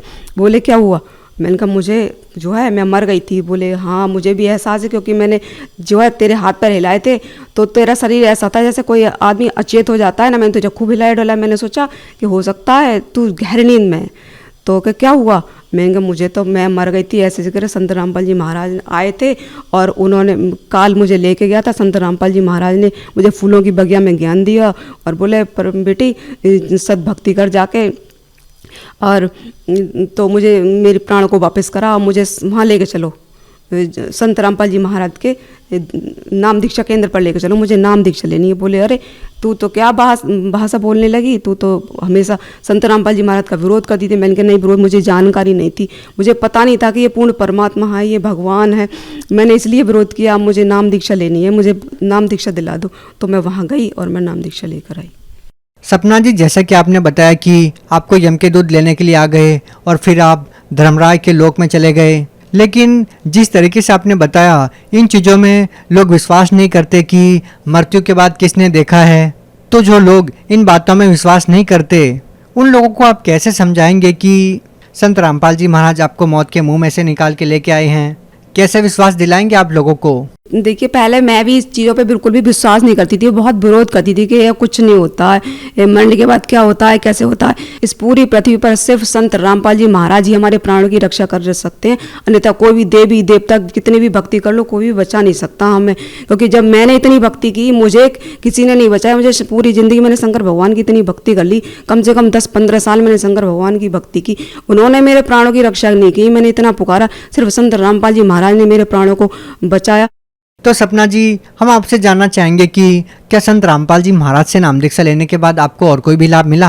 हाँ जी, संत रामपाल जी महाराज से नाम दीक्षा लेने के बाद मैंने फरवरी 2016 में नाम लिया था, और अप्रैल में ही मुझे इतना बड़ा लाभ हुआ, परमात्मा इतना बड़ा चमत्कार दिखा दिया कि मेरे 5 साल की बेटी थी, उसके बाद में जो है जो भी बच्चा मतलब 2-3 महीने की प्रेगनेंसी रहती थी और बच्चा जो है ख़राब हो जाता था खुद ही। मेरे साथ 3 बार ऐसा केस हुआ और जो है एबॉर्शन कराना पड़ा 3 बार ही।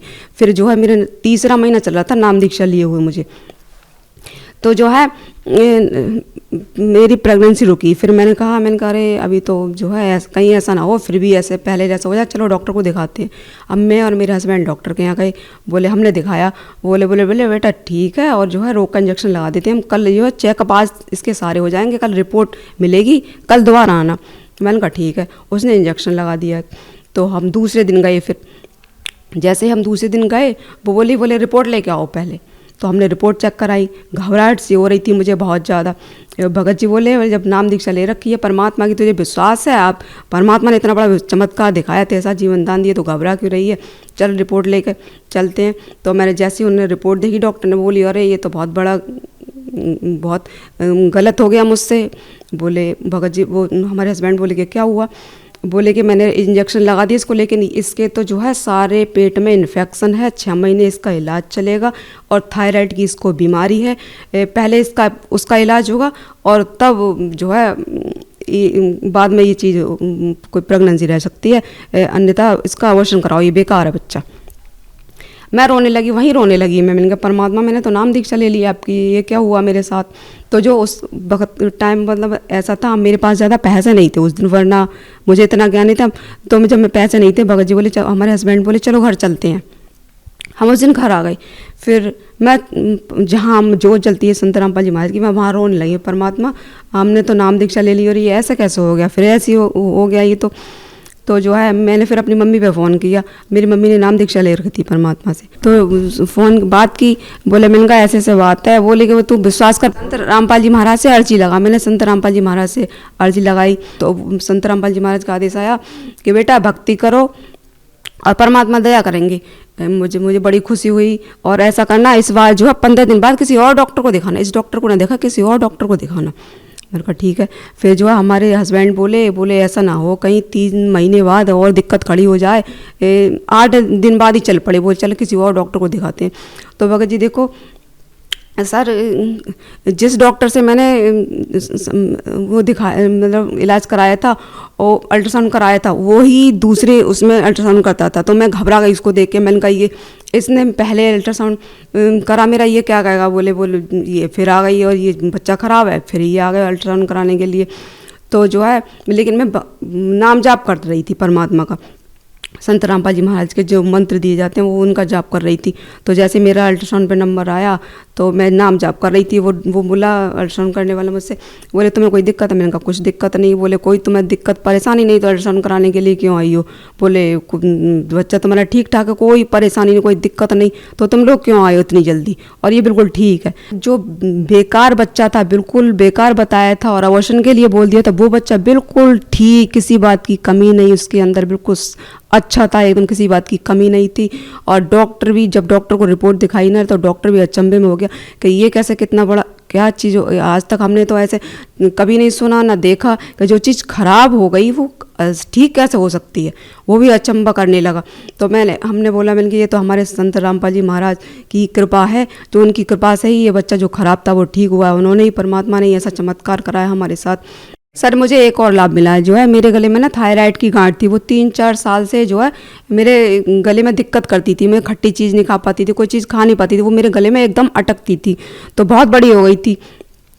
तो मैंने बोला, एक दिन मैंने दिखाने के लिए गई थी, मैंने संबल भी दिखाया। फिर मैं मुरादाबाद में डॉक्टर एक संजय शाह, उसको दिखाने के लिए गई थी। तो उन्होंने बोला कि ये गांठ ऐसे घुलेगी नहीं और ऐसा करना तो ऑपरेशन होगा, इसका ऑपरेशन ही एकमात्र इसका इलाज है।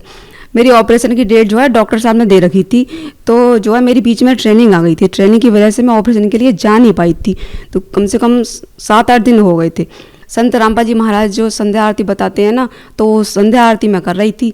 तो संध्या आरती करते करते जो है मेरे जो ऐसा महसूस हुआ जैसे किसी ने मेरी गांठ को अंदर से दबा दिया।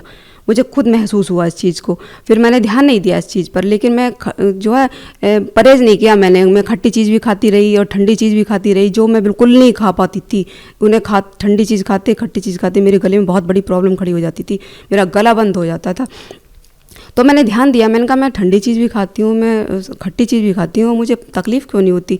तो मैंने जैसे अपने गले पे ध्यान दिया तो मुझे लगा अरे तो संत रामपाल जी महाराज ने इतनी बड़ी कृपा कर दी, इतना बड़ा चमत्कार कर दिया मेरे साथ, जो मेरी गांठ को बिल्कुल बिना ऑपरेशन से पहले बिना ऑपरेशन के मेरी गांठ को बिल्कुल खोल दिया, बिल्कुल ठीक कर दिया। मुझे ऑपरेशन की ज़रूरत ही नहीं पड़ी, बिना ऑपरेशन के मेरी गांठ को ठीक कर दिया संत रामपाल जी महाराज ने। देखिए मेरे हस्बैंड पे जो है तीसरा लाभ मुझे ये हुआ, मेरे हस्बैंड पे जो है 302 का केस लगा हुआ था। वो 2007 से चल रहा था और हमने जब नाम दीक्षा 2016 में ली तो जो है सितंबर 2016 में वो केस बिल्कुल फाइनल हो गया। इतना बड़ा लाभ संत रामपाल जी महाराज ने हमें दिया। तो सपना जी, जैसे कि आपने बताया कि संत रामपाल जी महाराज से नाम दीक्षा लेने के बाद आपको इतने बड़े बड़े लाभ मिले, तो हम आपसे ये जानना चाहेंगे कि पहले आप शिव भगवान की इतनी भक्ति करते थे उनकी भक्ति करने के बाद आपको कोई विशेष लाभ नहीं मिला और संत रामपाल जी महाराज से नाम दीक्षा लेने के बाद आपको इतने सारे लाभ मिलने लगते हैं, तो इसके पीछे क्या कारण मानते हैं कि पहले जो साधनाएं आप कर रहे थे उन साधनाओं को करने के बाद आपको कोई लाभ नहीं मिला और संत रामपाल जी महाराज जी से नाम दीक्षा लेने के बाद आपको इतने सारे लाभ मिलने लगे? देखिए, पहले जो मैं शंकर भगवान को बहुत मानती थी तो मुझे पता नहीं था कि इनके ये भगवान है। मैंने सोचा, फिर मुझे संत रामपाल जी महाराज का मैंने सत्संग सुना, तब मुझे जानकारी हुई मनमानी भक्ति करने से कोई लाभ नहीं होता और ये मनमाना आचरण है, सारा शास्त्र विरुद्ध साधना है। मुझे जानकारी नहीं थी इस चीज़ की, लेकिन जब मैंने सत्संग सुना को मुझे जानकारी, संत रामपाल जी जो भक्ति देते हैं वो शास्त्र अनुकूल भक्ति देते हैं, जिसके बताई भक्ति विधि से इंसान को शारीरिक सुख होते हैं और आर्थिक सुख होते हैं और जो सबसे बड़ा लाभ तो मोक्ष का होता है, जो मुझे भी प्राप्त हुआ। आप भगत समाज को क्या संदेश देना चाहते हैं? भक्त समाज को बार बार आग्रह करना चाहती हूँ, विनती करना चाहती हूँ भक्त समाज से कि देखो, जब मैंने शंकर भगवान की इतनी भक्ति की तो मेरे प्राण की रक्षा नहीं कर पाए शंकर भगवान, तो जो है आप जितने भी देवी देवताओं की भक्ति करते हैं ना, कोई भी बचाने वाला नहीं है इस धरती पर। सिर्फ संत रामपाल जी महाराज ही सबके जीवन की रक्षा कर सकते हैं, वही पूर्ण परमात्मा इस धरती पर अवतार के रूप, कबीर साहिब के अवतार के रूप में आए हैं परमात्मा। संत रामपाल जी महाराज से नाम दीक्षा लो और अपने कष्टों का निवारण कराओ। जो व्यक्ति संत रामपाल जी महाराज से नाम दीक्षा लेना चाहते हैं वो उनसे नाम दीक्षा कैसे ले सकते हैं? देखिए, यूट्यूब पर संत रामपाल जी महाराज सर्च कीजिए और उस पर बहुत सारे सत्संग आते हैं, उन सत्संगों को ध्यान से सुनिए और समझिए। फिर उन पर नीचे कॉन्टैक्ट नंबर दिए हुए थे, उन कॉन्टैक्ट नंबर पर बात करिए और अपने नज़दीकी नामदान केंद्र से नाम दीक्षा लेकर आप नाम दीक्षा ले सकते हैं। जी धन्यवाद। सत साहिब जी।